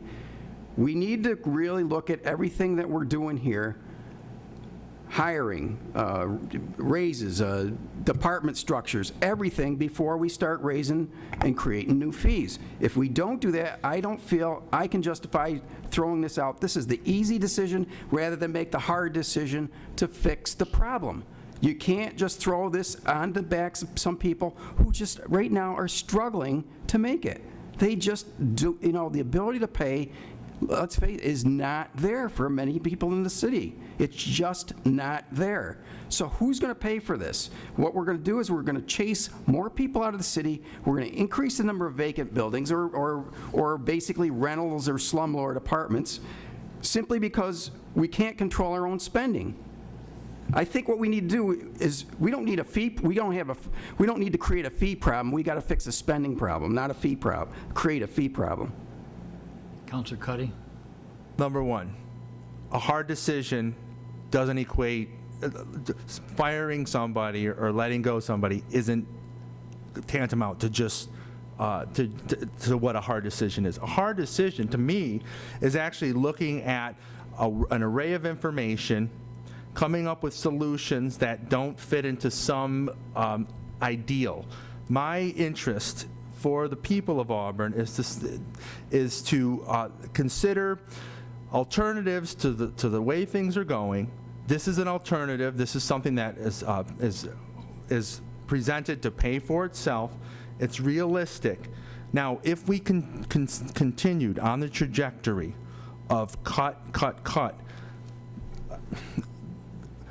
that mode of thinking has gotten us into that position. Because we have a smaller staff, because the DPW has been decimated over the last few years, it's not sustainable, and what we need to do is we need to come up with ways that can basically equalize it and have it be sustained for itself. So if we cut any more out of certain departments, we won't be able to do anything as a city. And I really think it's time to I mean, to me, this is a tough decision. But you have to think about it. It's not just, okay, like, well, it's not a tough decision because you're not cutting anybody. That you can't think like that. You just can't think like that. I mean, you can, but that shouldn't be the only mode of how we think. Councilor Zika. Okay, you're basically taking and drawing more money out of these people's pockets that don't have money, okay? We have to look at all our operations, figure out what the best way to fix some of these spending problems. We've got a spending problem. We've got a financial burden on this city's taxpayers that's unsustainable. If we look at Elmira, why don't we, if we're going to talk to Elmira about their trash, let's talk to them about their fire department staffing level. See, but that's the thing. It's like, this is not about the fire department. This is not about the fire. It's about all city operations, Terry. We need to look at everything, Counselor. We need to look at every method and mode of looking at operations and understanding where we can economize, what we need to balance. I mean, we just gave away on a contract $40,000. Okay, you take $40,000, that could have been a lot of trash pickup for some people. So here we're going to make people pay for trash pickup that maybe they don't have that money. They don't, what are they going to do? What are you going to do? Say, they come up and they say, well, I can't pay my taxes or I can't pay for my trash. What am I going to do? What are you going to do? Where is the spending going to stop? How are you going to pay for everything when the people don't have the money? You keep adding fees. This is an increase. This is a tax increase. You add taxes, let me finish. You add taxes to people who already have a difficulty in paying. You're just making the burden more. At what point in time are you going to chase everybody out of the city and we're going to be a village? I think people are more sensible about taxes. I really think, or fees. It's, again, you can't just assume these, you know, that this is going to be tantamount to some major fee or tax. It works out to the advantage for some people, to the advantage because it's not tied to their property taxes, and it's to the unit. So, you know, what we need to do is I think the people of Auburn appreciate the services that they receive. I think they also know that those services, you know, cost a lot of money, and they also know that in the last budget cycle, the city was strapped. We need to show that we need to look at the options that are going to basically, in the long run, keep Auburn able to function and to provide the services without shooting ourselves in the foot. And that's what I think, you know, there's a logical progression to, you know, just cutting staff and cutting services that basically leaves us not a city but a village. And I don't want to see Auburn turn into a village. Auburn is a city. It functions as a city, and we provide services that a city should provide.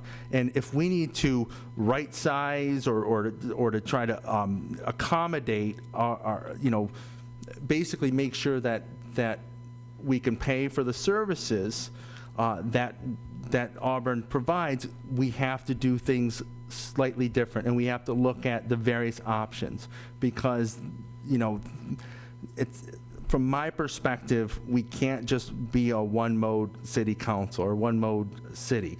We need to be able to adapt to the changing world, and this is a way that at least identifies it. You look at all the cities, we're an anomaly.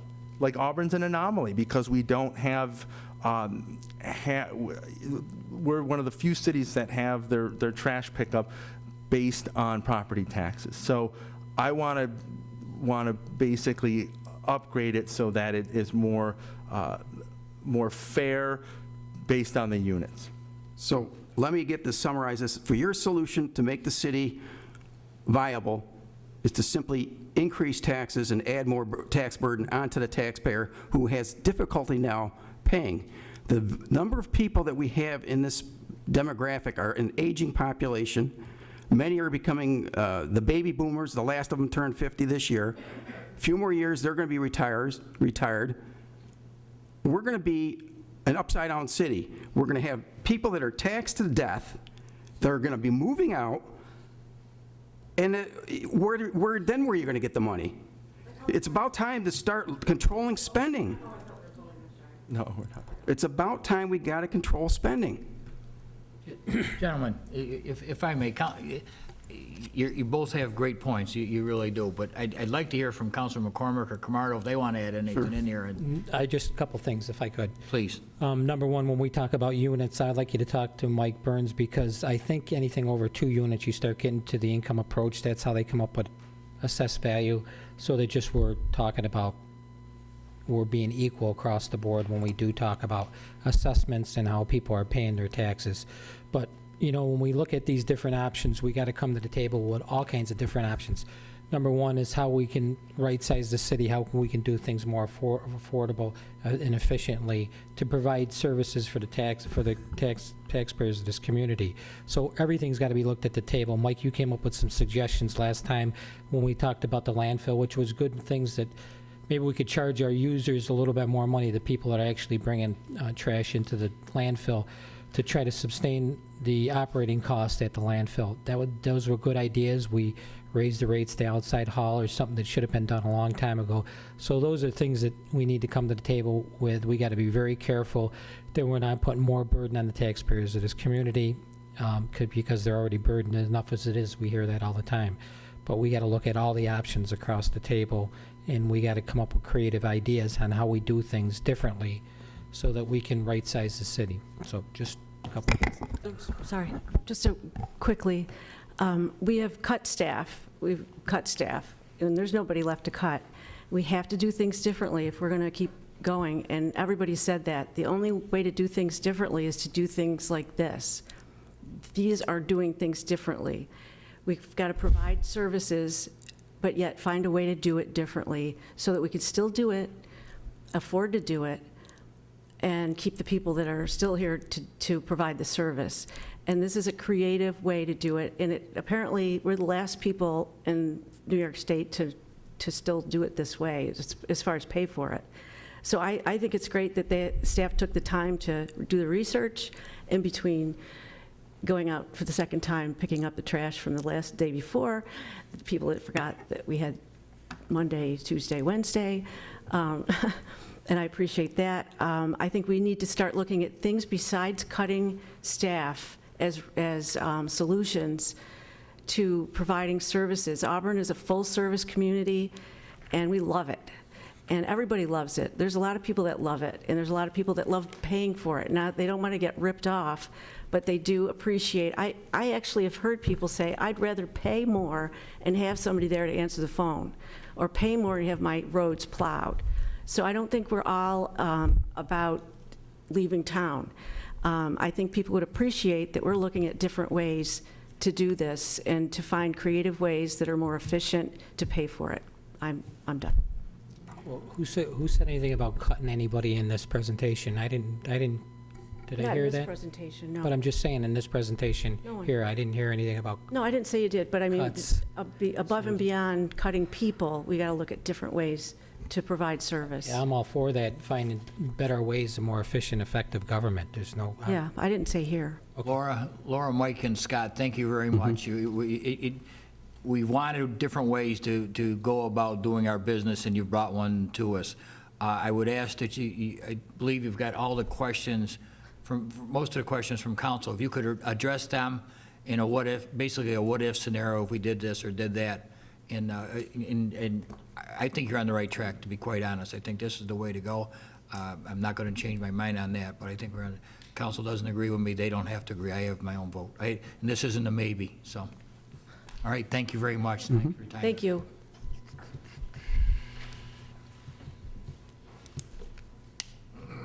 Council, I know I don't want to do this. Other business. Councilor I'm Camardo. going to make it real quick. Doug, you and I talked today briefly, been getting some calls from people about the water meters, and we talked about having the city have a waiver if somebody wanted to have the water meter put in by inline, and that they would sign a waiver, the resident would sign a waiver that they wouldn't hold inline or the city responsible if they did go ahead and put the meter in, because I've gotten some calls from individuals who said they believe their water line is in good shape, but they saw it was a galvanized line, so inline just said, we can't do it, period.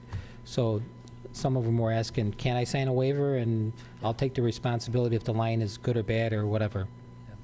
Counselor Vicky Murphy has drafted such a hold harmless waiver. I've looked at it, suggested some changes. It needs to be looked at by Corporation Council, but we're on the same page there. Okay, good. While we're on water meters, and I'm going to jump in real quick, I received an email from a resident today.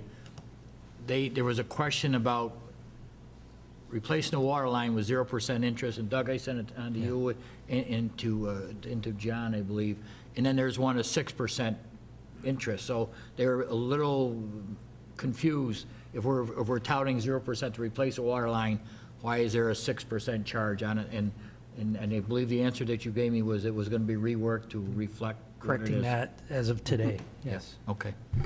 Councilor Riziki, you're first. Okay, regarding the water meter, the people that I've talked to that have had them in obviously have noted a significant increase, and now their question is they want to know is calibration. They're asking the calibration question. They say, how is this certified and how is this calibrated? I know a manufacturer builds these things and by design there's a certain range of accuracy, but now they're saying, well, like at a gas pump, I go to units, weights, and measures. They measure it.